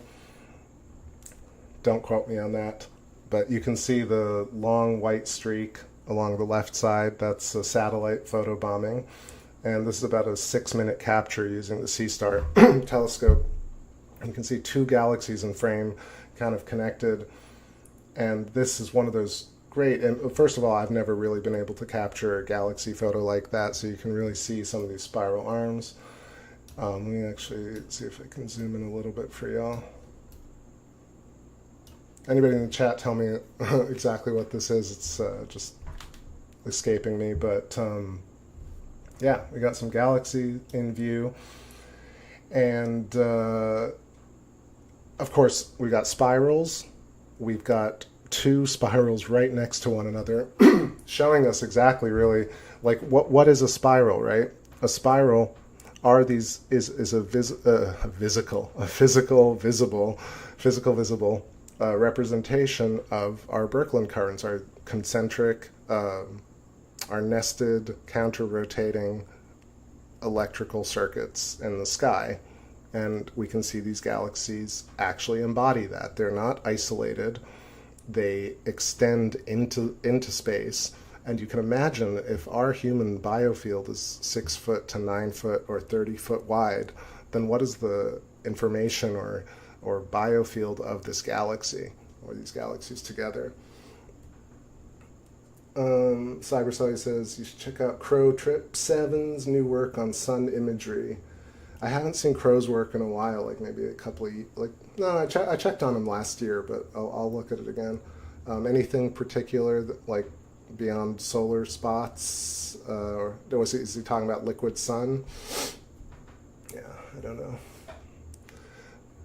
But yeah, so like I said, I'm going to try and get this deep sky scope set up for y'all soon, and we can just, especially when Orion is back in view, we're going to get some amazing shots. So yeah, I think I'm going to wrap it up and go take a cold shower. It's so damn hot tonight, but I'm glad I streamed. I'll be back in a couple of nights, maybe tomorrow, maybe the night after, depending on how clear it is. But probably expect the full moon. Leave me some nice comments, or any types of comments. And yeah, a couple more songs here just to jam it out. Appreciate y'all for hanging out with me. As always, Space Fam. 700 shows or more all together riding through space. I love it. I dig it. Let's go.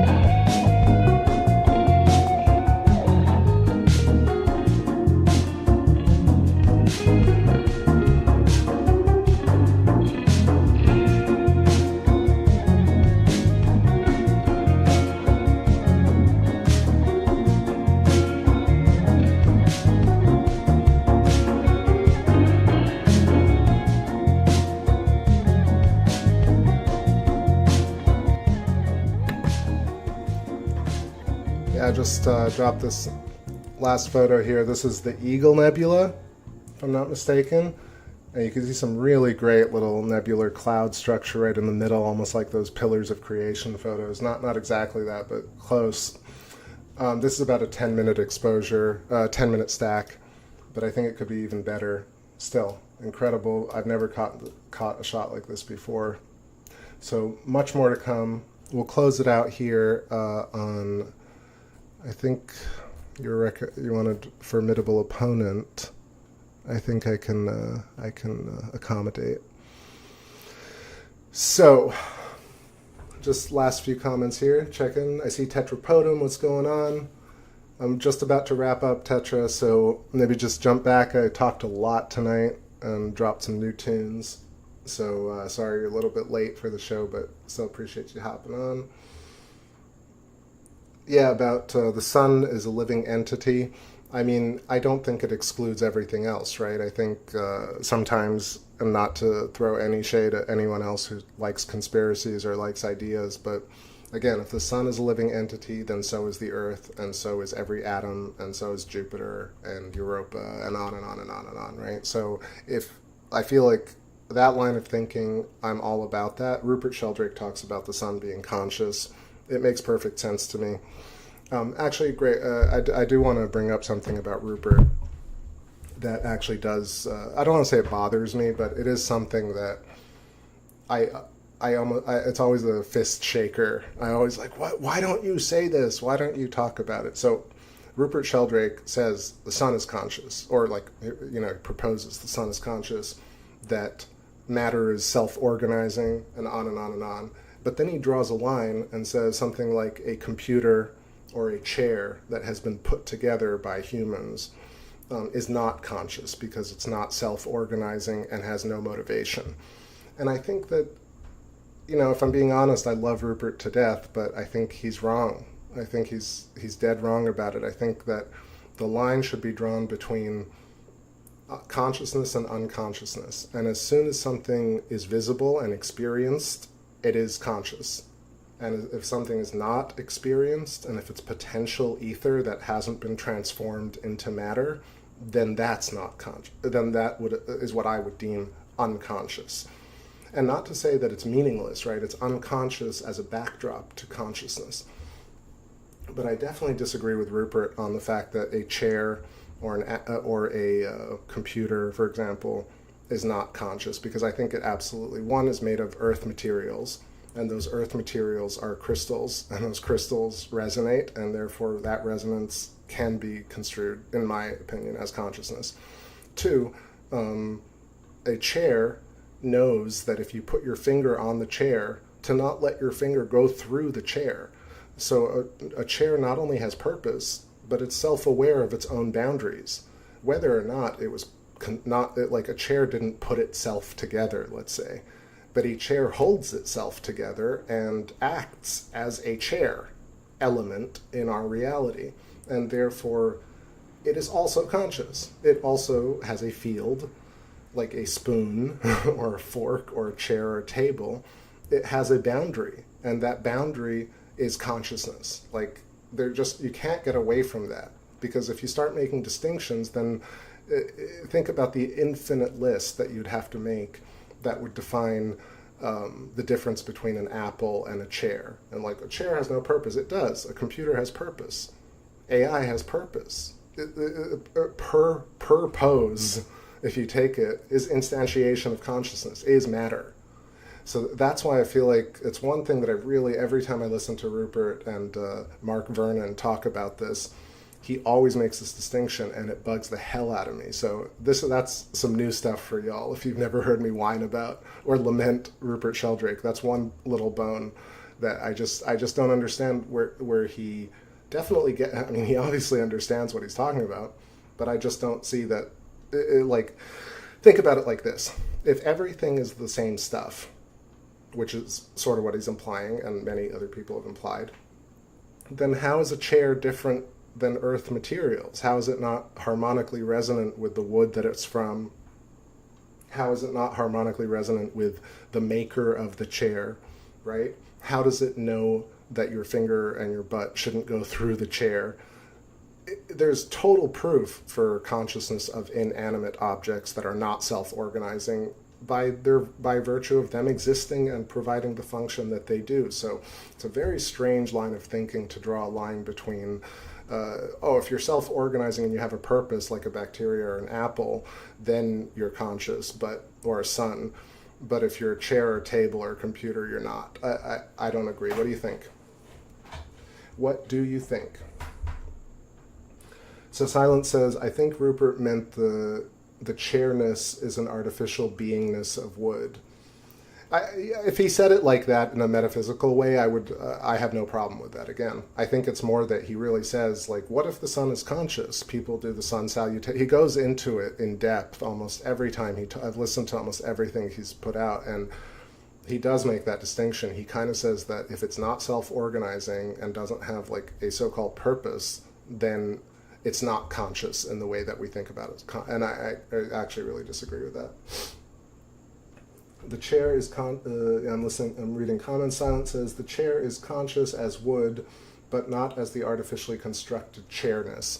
I would disagree with that, because a chair has its boundaries. Once something is formed or informed, it is that. It is not conceptually a chair. Yeah, like if we talked about everything as a concept, we could go down many rabbit holes that would not really lead anywhere substantial, I guess. But if you bring in the aspect of the totality of chair plus environment, then the chair absolutely is conscious and has a field. And I would say that not just that. If you take it like another couple of steps, one, it's made out of elements that are mined from Earth. We didn't get elements from a fourth dimension or fifth dimension and make a chair, right? We made a chair out of Earth, and Earth we think is conscious. Therefore, the chair is made of conscious particles. Two, and I'm just saying chair, but any non-self-organized structure. Two, we name it. Once you name something, you create kind of the idea of it. So a chair not only is conscious in form, but it's conscious in concept. And then three, every element, every single particle in the universe, let's say a chair, is covered in creatures, right? Dust, bacteria, organic material, skin, hair, fur, you name it. So there's no single object on Earth that has been manufactured that isn't, let's say, I don't want to say infested, but occupied by biological life at the microscopic scale. So a chair is covered in life. So it's resonating consciousness constantly, no? I don't know. That's how I think about it. Silent Murmur says, "True. The wood is from the third dimension." You know what I'm saying, right? It's a little bit like the experiment, the taking the experimenter out of the experiment, which all of science does. They're like, well, two scientists went to a laboratory and they isolated a single photon, and that single photon did all this weird wiggly wobbly stuff. And I'm like, but how did you take a photon out of a photon, like out of the field? Like, yes, you pointed at that photon, but that photon is continuous with the entire structure. It's affected by radiation, by consciousness. Like, do you know what I mean? So you can't take the experimenter out of the experiment. And that's the same thing where you say, okay, this chair is made out of conscious wood, but then when it's a chair, it's no longer conscious. I don't see that. It doesn't make sense to me. Ellie Wynn, thank you so much. I appreciate you. Just reading a few more things here. Tetra says, just got out of beautiful weather here in Germany. Shout out to Germany. Hope you're well too. I like that you're building an RC car, more Jello. Love that. I have actually a couple little, like a little skateboard ramp thing that I have to build, like with all the tiny little screws and decals. I bought it from a site with RC cars, so it's like, but I haven't had the time to really get into it. Cybercelly says, I would ask, how could that which produces all life on this planet not be conscious? Right. Yeah. Cybercelly says, big difference between conscious and self-aware would be the line I would suggest. But I don't know. I like I said, I think the line here for me is dark matter, right? Potential, I mean, I don't want to take it there. Forget dark matter. I'm talking about space, the potential of matter, the etheric unified field, let's say, that gives rise to everything. You could call that unconscious. And if you, in a very literal sense, you could say that it's unconscious because consciousness is form. When things are informed or become or take form, then they become conscious. And when I say they take form, I'm saying dark or like plasma filaments in dark mode that intertwine and create a Z-pinch, which is light mode or glow mode. That pinch, that point, then that is the line between unconscious potential matter to actualized matter, which now is conscious. If you let's say we take the other idea, which is, what were you saying here? Sorry. Would be the line between self-aware and conscious. I think self-aware, because that's a gradation, things can be conscious and not completely self-aware. So that's, I think, a gradation that can be played with, like the level of self-awareness. But I'll give you an example. I've said this before, like an apple. Like, everybody agrees that an apple is sort of alive, right? I think it's totally alive, but it is alive. A test for self-awareness is boundary. If you put your finger through an apple knows that it has a boundary and has to stop your finger. That, to me, is consciousness. If it didn't have awareness, it would have no awareness of its boundary as an apple, and therefore it would be a holographic idea of an apple, and your finger would go right through it. But our fingers don't, I mean, unless it's rotten. But when you put your finger through a chair, it's the same thing. The chair understands, like, there isn't the carpenter sitting next to the chair the whole time being like, okay, now don't let the finger through right now. Okay, be firm. Make sure that when the person sits on you that you don't collapse. No, nobody's whispering to the chair. So the chair has information or consciousness inside of it, within its resonance, that says, hey, here's my boundary. What do you think of that? That, to me, I think is way more baseline, right? Like, that's a way simpler, cleaner distinction. Things that haven't manifest and are not in light mode, not glowing, are unconscious. As soon as something can be experienced, then it has materialized, therefore it is matter, therefore it is glow mode plasma, therefore it is conscious, therefore it is aware. That's my line. Let's see. Tetra says, if you are aware with everything on a spiritual path, feeling everything, you can talk to things and you'll get feedback from everything in meditation or even casual situations. That's what I think it's casual. I think the day-to-day experience with objects is one of awareness. The object is aware at one level, and we are aware of the object at another level. I'm not saying a chair is going to write a song, but a chair is not unconscious of its own boundaries. It just doesn't make any sense. Like, it wouldn't be what it is if it, like, again, it would be a concept, a holographic illusion of a chair, but it's not. It actually holds you up. So remember to be the chair. Yeah, so that's one of those things about Rupert, like I said, where he kind of, I'll just hide that. We got a little bit of Luna here.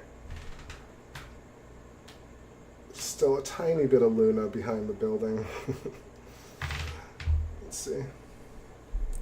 Silent says, I agree, the glow is consciousness. It holds consciousness.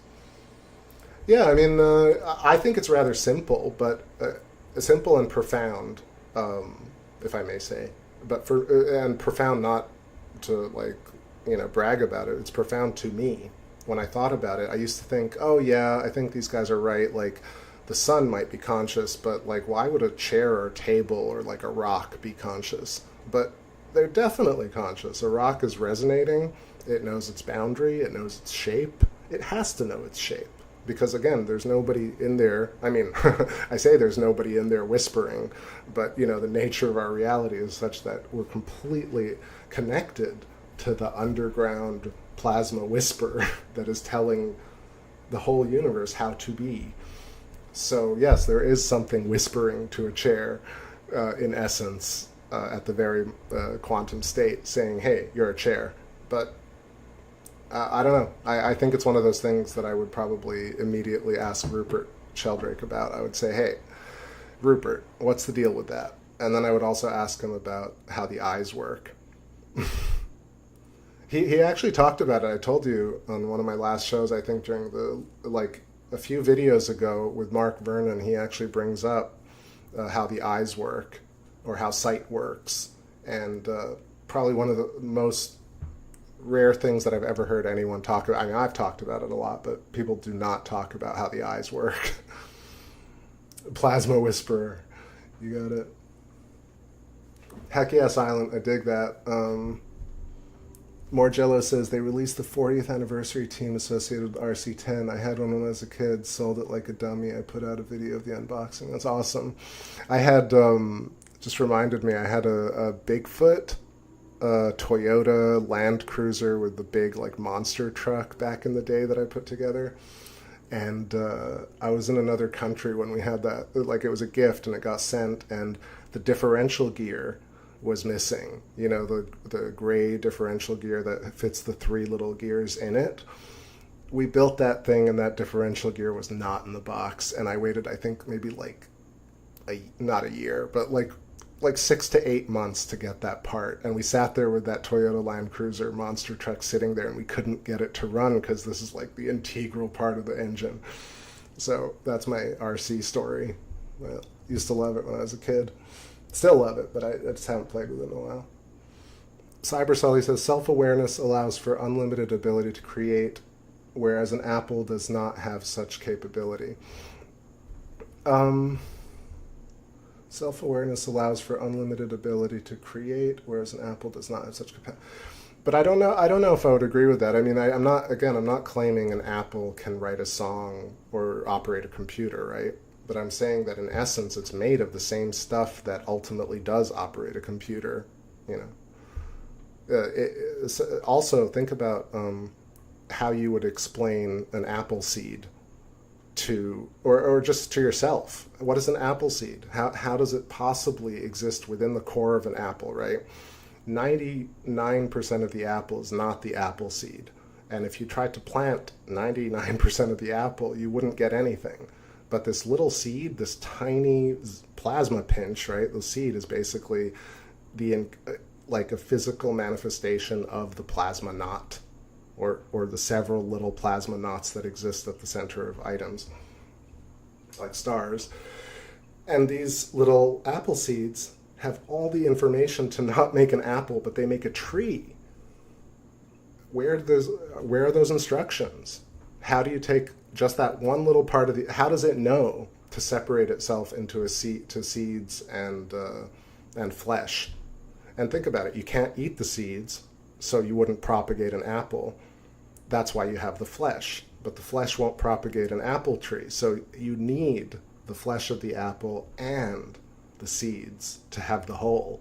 I've talked about this many times, but an apple is such a perfect representation of the unified whole, because you can just use it as a tool to derive all sorts of function. So if I were to take your self-awareness concept, Cyber, is like, again, apple knows its skin, it knows information on how to make a tree, it knows to be smart enough to have flesh so that animals and creatures eat it to propagate it. It knows how to age. It can go from a small apple to a large apple to a rotten apple, so it has a full life cycle. You know what I'm saying? Like, an apple is actually a great representation of awareness. It's not a human, because a human is 7 apples or 9 apples if you take the 2 other chakras above our head. But our human chakra system is like a bunch of apples in a row along a system and creates a much bigger apple, the human body biofield apple. But an apple is, to me personally, extremely obviously self-aware.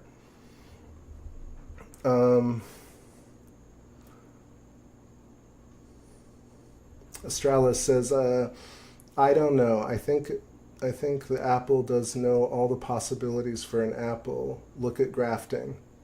Oh, maybe Astralis, you're referencing that comment too. I mean, that's what I'm saying. Every apple looks roughly like an apple, but a little bit different, like humans.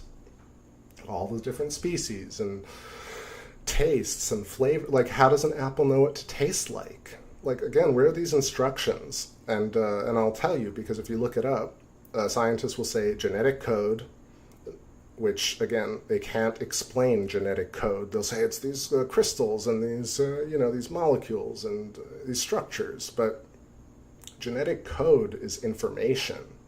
So you have information, like actual data on like how to make a tree inside a single apple. Why doesn't the apple seed know how to make another apple? Think about that. Like, why does it make a whole other tree? There's literally no logic behind it except that it knows exactly what it is and it knows its purpose. And so if it has a purpose and it has a life cycle and it has a boundary and it exists in a reality where we can experience it, I think those are 4 very basic proofs that show that an apple's absolutely self-aware and conscious. Really simply, I'm not trying to make a thing of it. I mean, I might be making a thing of it.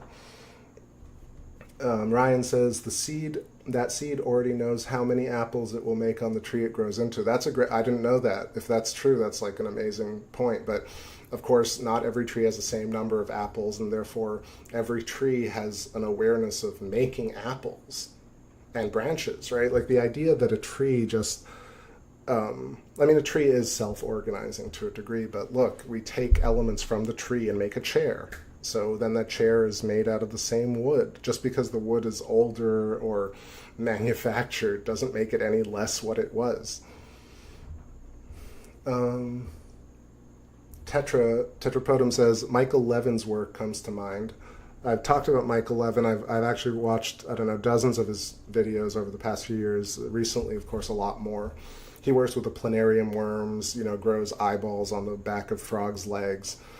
I hate to say I love him, but I will say that I love him, but he's super brilliant and has brilliant research and is right on the cusp of saying something concrete, but because he's in the circle of academia and the way they talk about it, he always comes back to but I'm not really sure, but I'm not really an expert about this. Oh, but I don't know anything about consciousness. Oh, but I don't know anything about this. But I think it's fields, but I'm not really sure. And I'm like, but the people are out there. Go and talk to those people.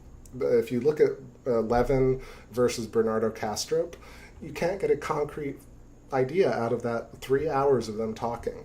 It's just this kind of circular rationale, and the thing that I keep coming back to, what they're missing is a few things. One is contrast, self and other, nucleus and shell, apple and seed, earth and fields, so on and so forth. The necessity or the implicitness of the two sides of the coin. They don't talk about this, like not Michael Levin, not Bernardo Kastrup, not Daniel Dennett, not Donald Hoffman. Like all these cats who talk about consciousness, I absolutely listen to them intently, looking for these particular things that I share with y'all. And they do not talk about contrast. They don't talk about where the electricity comes from. So like, what powers an atom? What powers an apple? What powers a human? What powers the earth? What powers the solar system? And on and on. They just say, no, totally in isolation. And I'm like, no, but we're connected. Where's the connection? That's where the electricity is.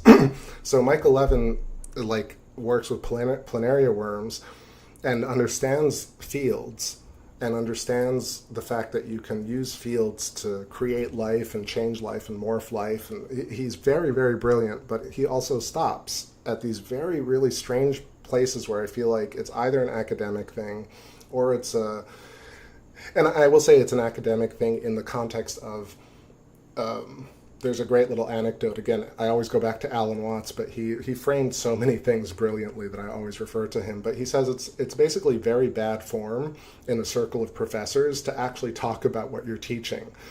You know, it's like going to a group of musicians and talking about music theory, which people do, but it's essentially considered bad form in academia to actually talk about the thing you're working on when you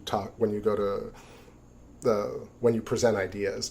So what I'm really saying is that they need to continue the research in order to keep getting money, in order to keep writing books. So if the research actually ended with a concrete idea, I think they fear that somehow they would get less funding, or that they would be considered stalwarts or not creeps, but crackpots or whatever, because they actually decided that here's an idea that I'm sticking with. So again, not to like say, oh great, Michael Levin, but he's also shit. I think he's actually brilliant, and hopefully he'll get there. Let's see. Astrologer says, Ellie Wynn says, I heard a Native American say their ancestors believed everything is memory. Definitely heard some ideas around that. Of course, you have the Native Americans. Let me just remember what I'm trying to say here. You know, just the lots of tribal teachings and ancestral teachings from the Native Americans and tribes, Aborigines, the Peruvians, all the different tribes have their own version of field, I think, is what I'm trying to say. The idea that one, interconnectedness is a thing, that memory is passed down in some form. And this kind of traverses along DMT and ayahuasca and all these experiences where people have ancestral memory, or they have hallucinations or drug trips that elicit similar types of manifestations for different people, right? So different cultures experience, let's say, a panther because that's what their ancestors experienced in their memory.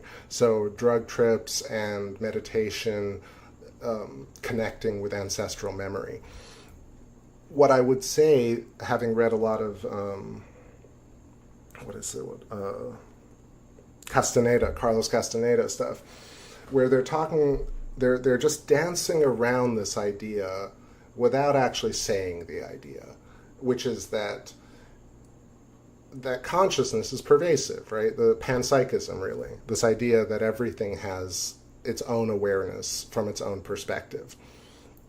And I think that's really sort of, I guess, what's missing from the tribal interpretations. Maybe they understand this, but the stuff that I've read seems to be anecdotally such. But I'm saying that Akashic record, ancestral memory are like actually real, are actually fields, are actually gases and water and invisible matter that are resonant plasma that turn into formulated like actual ancestral memory. That's where it's from. It's not, I'm saying let's not hint at it. Let's just point to it and say that's what it is. Let's see. But then continuing, Astralis responds, said, yes, that manifests like family traits are the literal physical memory. Exactly. Yep. Cybercelli, is an apple able to alter its purpose? Yeah. Right? I mean, you know, as an engaged entity, we use apples for different things. And apples sometimes are purposeless, just like humans. But sometimes apples are used to feed people. And not only do apples have multi-purpose, and which I am certain, I think, that at some level an apple knows when it's being eaten, an apple knows when it is being picked, an apple knows when it's next to a bunch of other apples because it doesn't go through the other apple, it knows its boundary in relation to the object next to it. And then the other thing is an apple changes shape. It goes from small to big to rotting to shriveled up, and it does a whole dance. The apple life cycle, like a rose or a flower or plant or a human, it's a very clear and obvious life cycle. It's just not talked about. Ryan says, just because something has consciousness doesn't mean it's aware. I was saying that earlier. I'm not sure if you heard everything I said, but I disagree with that. I actually really think that it's one and the same. I'm not sure how you would discern the difference between the two. Because I'm saying that awareness is consciousness, consciousness is awareness, unconsciousness is unaware. It's just that simple. Like potential reality, the infinite multitudes of possibility of our etheric reality is unaware of what it is until it manifests, and then it gets aware. It becomes aware as a function of manifestation. And it creates its own gravity, its own time, its own memory field. And yeah, some of them pop, like little ideas just pop off, little bubbles pop off, and some other bubbles turn into planets and humans and apples. But I don't think there's a difference between awareness and consciousness. I think there, of course, is a gradient of level of what we perceive. Really, it's honestly what humans really perceive of as levels of awareness. That rock isn't aware, but we are. But there are people who are unaware, and there are animals that are unaware. It's a level of awareness. I would agree that there's a distinction there, but I wouldn't make a distinction as to say just because something is self-organizing or non-self. Like, as soon as something appears in our reality as a thing, it is thinged. It is wiggling. Therefore, it is aware, because awareness is wiggle, consciousness is wiggle. Estrella says, most tribes agree on these things and how it works. I think it's just like we don't say obvious things about it. The electromagnetic field works the way it does. The difference is the uses and when. I'm in agreement with that. I mean, I think it's worth spending the time to say those things out loud because they just aren't said. So again, it's not to deride tribal memory or ancestor memory or anybody's legacy or heritage. It's more to say that let's be more clear about it. Still very hot here, but it's actually cooling off a little, which is nice. So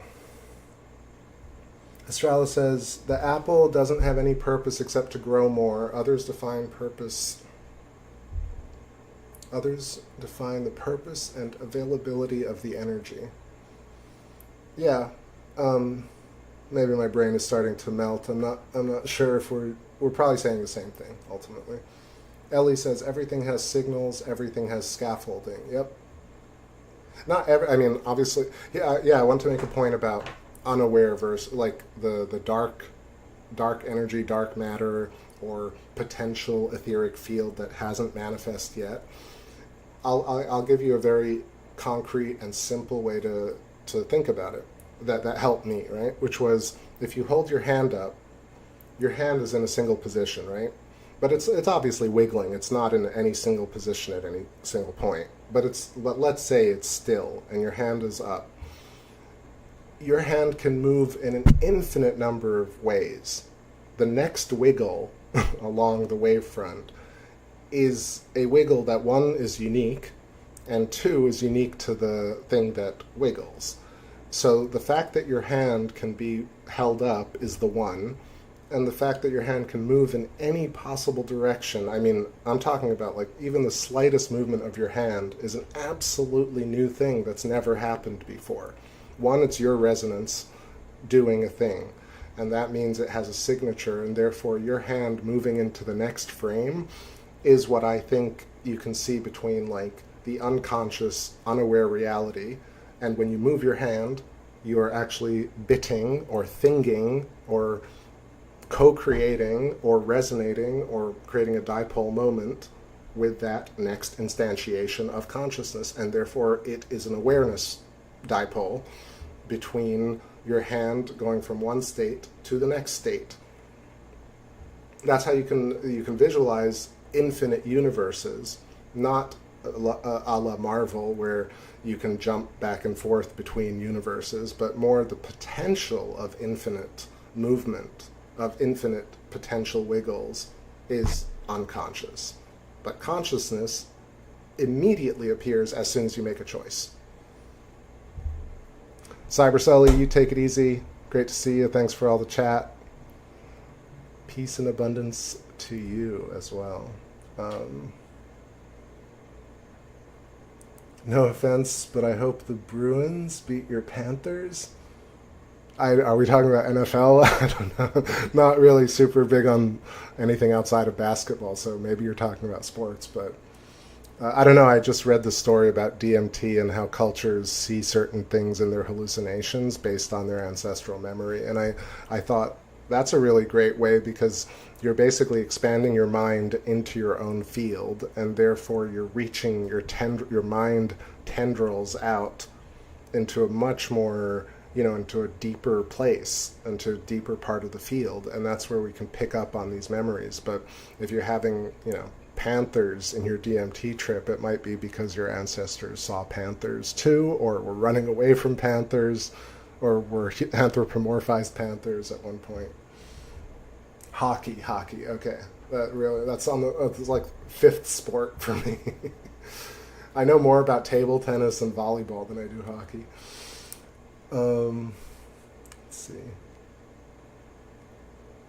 Ryan says, conscious, unconscious, or subconscious can all be either aware or unaware. I'm not sure I understand. Conscious, unconscious, or subconscious can all be either aware or unaware. It really I guess it would really just depend on how you define that for yourself. Like I said, for me, I think it's conscious, unconscious, dark and light, it's contrast, it's always two sides of the coin. It's a certain type of ratio between them. It's either 90% dark, 10% light, the same way we have like rich and poor, evil and good, right? 90% of people on Earth are pretty good. If it weren't, life wouldn't be where it is. So the temperatures, it's like 86, 87, and it's 1 in the morning, Ellie, 2 in the morning. I think it says 87 on my thing right now. I think it's actually come down a couple of degrees, but like when I started, it was like 88. Absolutely cooking. What else? Tetra says, talking about Mike 11, says, I recall his recent conclusion that it was that much information for the cells to I recall his recent conclusion was that much information for the cells to structure themselves must come from outside. Yeah, like I said, I think he gets it. He gets that there are fields that can induce metamorphosis at the center of these fields. So he gets it. Electromagnetic fields, electricity, human biology. That's why it kind of bugs me that he will he won't venture into consciousness principles. He won't talk about unified field theory. He doesn't talk about Rupert Sheldrake, biofield, electric universe. Like, he literally does not reference anything. I listened to him and Bernardo Kastrup, like I said, do a couple of talks, and they just go around and around and around. And it sounds very smart, and they're both very nice cats, but I just, like I said, I find it a little bit like, I don't know, they keep kind of forgetting that we've already figured out a lot of this stuff. That if he literally just cross-referenced some of his stuff with what I'm talking about, with Eileen, with Electric Universe, with Rupert Sheldrake, Alan Watts, Eileen McCusick, Donald Scott, Eric Lerner, Ken Wheeler, you name it. And look at any of this stuff. And Nassim Haramein even. Like, basically people pretend that Nassim Haramein doesn't exist, but he and these guys have basically done the math for proving black holes are protons. At the center of protons, the tiny black hole, that pretty much every particle is, as I've mentioned on this show, which is that every point instantiation is a little tornado vortex with two funnels, which is a hypotrochoid or an hourglass shape. So I just feel like they don't check each other's work. Oh, it is hot. It is truly duper hot.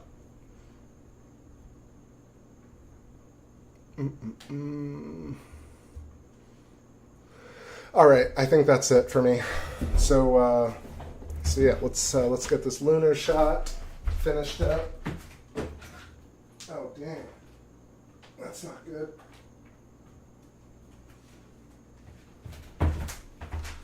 All right, that's toast. The scope was being pushed by the door, and now it's gone. All right, good night, Luna. Thank you. And good night, Space Fam. I really appreciate y'all very, very much. Awesome, fun chats tonight. And I'll catch you really soon on the next live stream. Take care, everybody. Much love. Captain signing out on another trippy electric space stream. We'll see you soon.